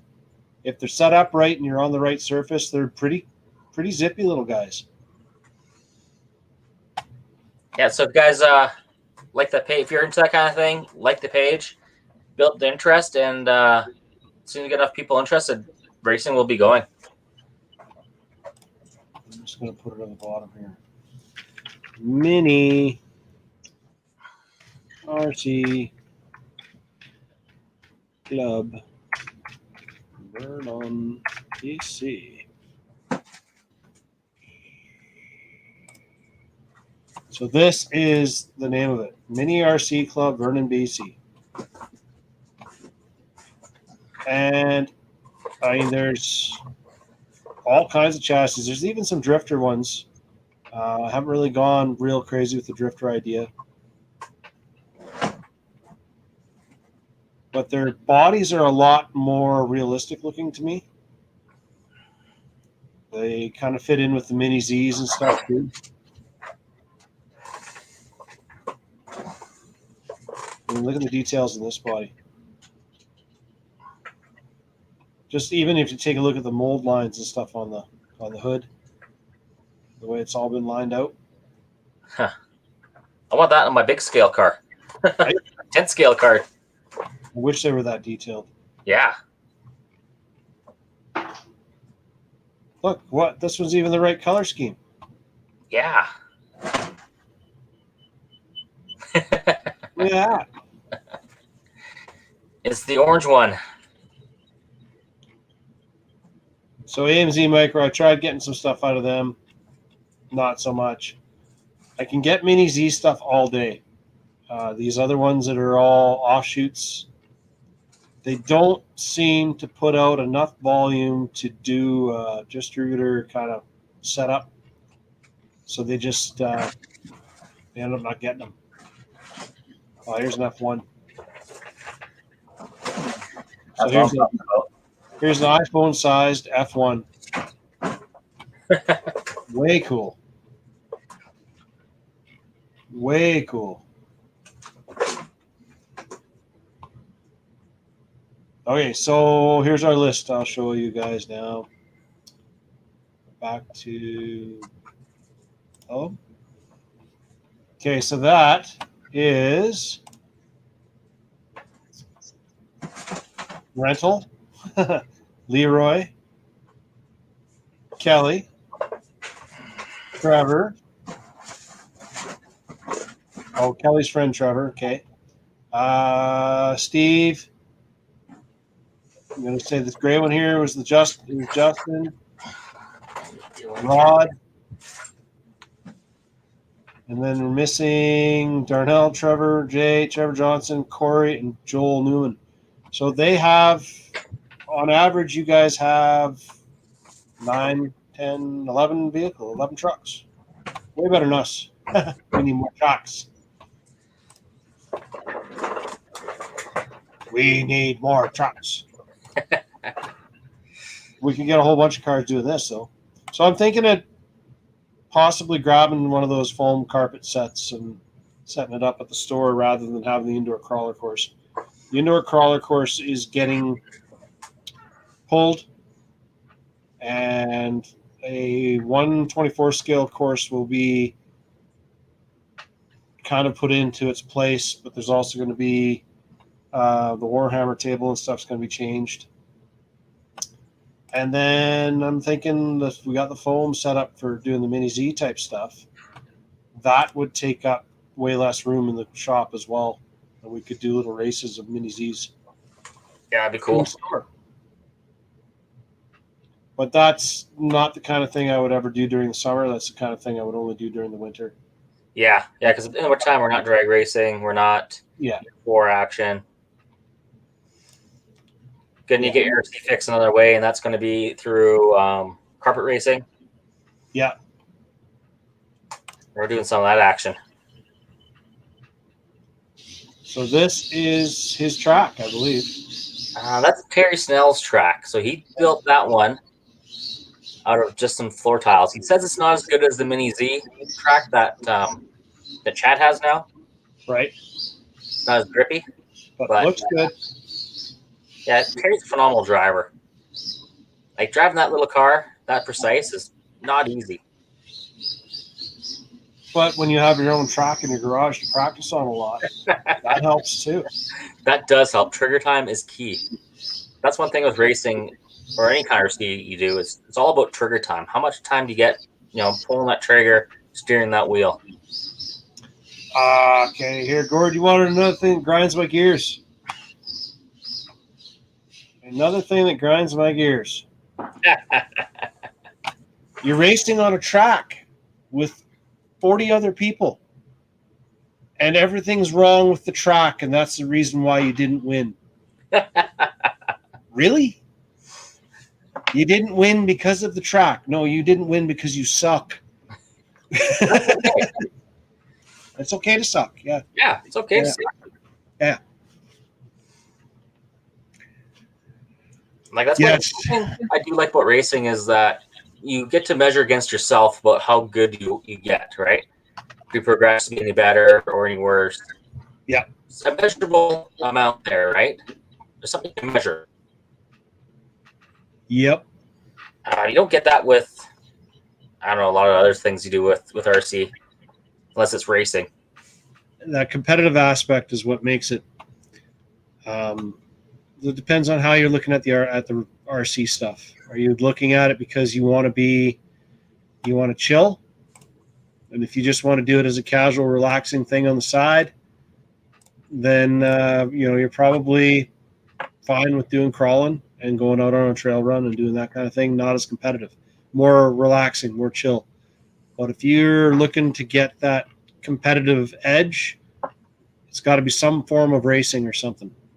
Oh yeah, and you actually do get some adrenaline going when you're racing. I found in the past, you get to the main race and you're out front or you're out beating your rival, right? And your heart rate goes up, your chest is beating hard. You got the controller in your hand and you get the shakes going on. It's intense. Yeah, right up until you crash. Yeah, and then you're like, oh. And it's like you get the same adrenaline rush as if you're like ripping on a motorbike or doing some skiing. That gets your adrenaline going. You still get the rush from it. So, Gord wants to do boat races. Have you ever tried to marshal a boat race? That's the problem right there. Yeah. I know that Penticton did it for a couple of years, and they had Amber. She was out in the, I think she was out in a Kayak canoe or kayak or little tin boat, and it was a lot of work. Like for her to be out there marshalling all day, it's a lot of work. And it's hard to set everything up. And then you need some kind of timing system that's going to be waterproof and accurate. Yeah, that's the other tricky thing. So Yeah. Kelly's saying they switch their indoor track every race day. So yeah, every race week, when it was a completely different layout every time, which is pretty close to what we had in Green Bay. Didn't run the same. We plan to run the same track every two times. Every 2 times. Yeah, we ran the same track every 2 times. That way, it was easy for setup because everybody knew what we're doing. So Right. it cut set time in half, and also it gave everybody a chance to learn that track. Because usually, by the time you're done your race day, you're just getting the hang of the track. You're just getting everything down, and it's like, oh crap, I finally understand. So you come back again, get same track layout. Yeah. And it's like, okay, I can just do a few bit of practice runs, and I'm back to where I am. I understand what I need to do, where the braking zone is, where the turn points are. Yeah. Here's the racing line. Kelly, I'm telling you, you guys have got to run some F1 because those things are so badass fun. They're Yeah. fun. They're fun. I love it. They're hard, but they're fun. Heck yeah. I'm just reading. Gordon, Tim. Yeah. The blast. Brandon, you're right. Off-road is half racing the track. You're right, exactly. You're spending more time racing the track than you are racing other drivers. Oh yeah, with 100%. off-road. Whereas on road, you can start banging off some lap times, and the track stays consistent. That's key. I do like that part about the on-road racing. That it's consistent. You go around that corner this time, it's going to be the same as next time. Off-road, you wait for the next heat to come through, and oh crap, the 8-scale buggies and truggies went through, and they chewed up some big holes in the track. And you hit that hole, and I don't know. You want to get in that racing line. You know where the fast line is. You go around the racing line, and then that big rut, the big hole that those things cut a hole in, it's there. And there's your car motocross. on its lid. You go in motocross, you'd be out, the track's all freshly prepped, and the first couple of heats are beautiful. You go out for a main, and then next thing you know, your foot pegs are dragging in the dirt because the ruts are just everywhere now, and it's like, whoa, wait a minute, my line's totally gone. Yeah, your fast line is gone. Yeah. I agree. I had a hard time with that in where was that? Kamloops. They had some bad riding on their track because they were running nitro as well. So they not only have the e-buggies and e-truggies, they're running nitro buggy, nitro truggy. So that track took a whooping. So I got my 10-scale buggy out there, and yeah, I'd be catching, doing good. Two laps together, doing good laps, and then third lap I try to go a little bit quicker. Oh no, there's a big rut there where you can't quite see. I'm on my lip. All that time I made up on that car ahead of me, gone. One little whoops, I missed that spot. Yeah. Oh, actually, crap. I would find when it comes to RC, it's actually harder to do that with an RC than it is with a full size, where you're actually like, if you're on a bike or a quad or something, your eyes are right there on track at that time. Yeah. But when you're racing from a driver's stand and you're standing up 8 feet up there and you're looking down and maybe there's a hole that's just in by the big old pipe and it just developed and you didn't really have a chance to go walk the track and look, and you come around that and you hit that hole and your car does that cartwheel kind of thing that looks really cool in video, but it really sucks for racing. That one? It does. And it wasn't there before. It completely blew your lap away. If you were on the car or FPV style setup, you might have seen it and been able to just move over a wheel with it, whatever. Just run it wider. Yep. I'm just looking at all the stuff these guys have set up here for this mini track stuff. And man, they've got a lot of crap. Yeah. So anyways, I guess we're going to have to get another racing. Shh, don't tell my wife. Oh, wait, I have one. But all those are all-wheel drive, aren't they? Yeah. Well, you have one. Of course you do. Got one. Of course you do. Got Oh, one. damn it. Damn it. There's 2-wheel drive and 4-wheel drive ones. Of course, the F1s are going to be 2-wheel drive. And that cool one that was on top there, I think that's Terry's car. And that one there's a 2-wheel drive pan car. oh, I need to go drive our RC car. Yep, absolutely. All right, well, we're at 2 hours, so we are going to pin her, and we'll call her a night tonight. Guys, stay out of the heat. Stay away from the forest fires. Don't cause any forest fires. Yeah, don't Oh, cause any butts. If you're crawling, I know most guys do this, but if you're crawling and you smoke, don't flick it on the damn trail. Please. Or how about don't smoke until you get back to your vehicle? That might work. Or vape. Go vape.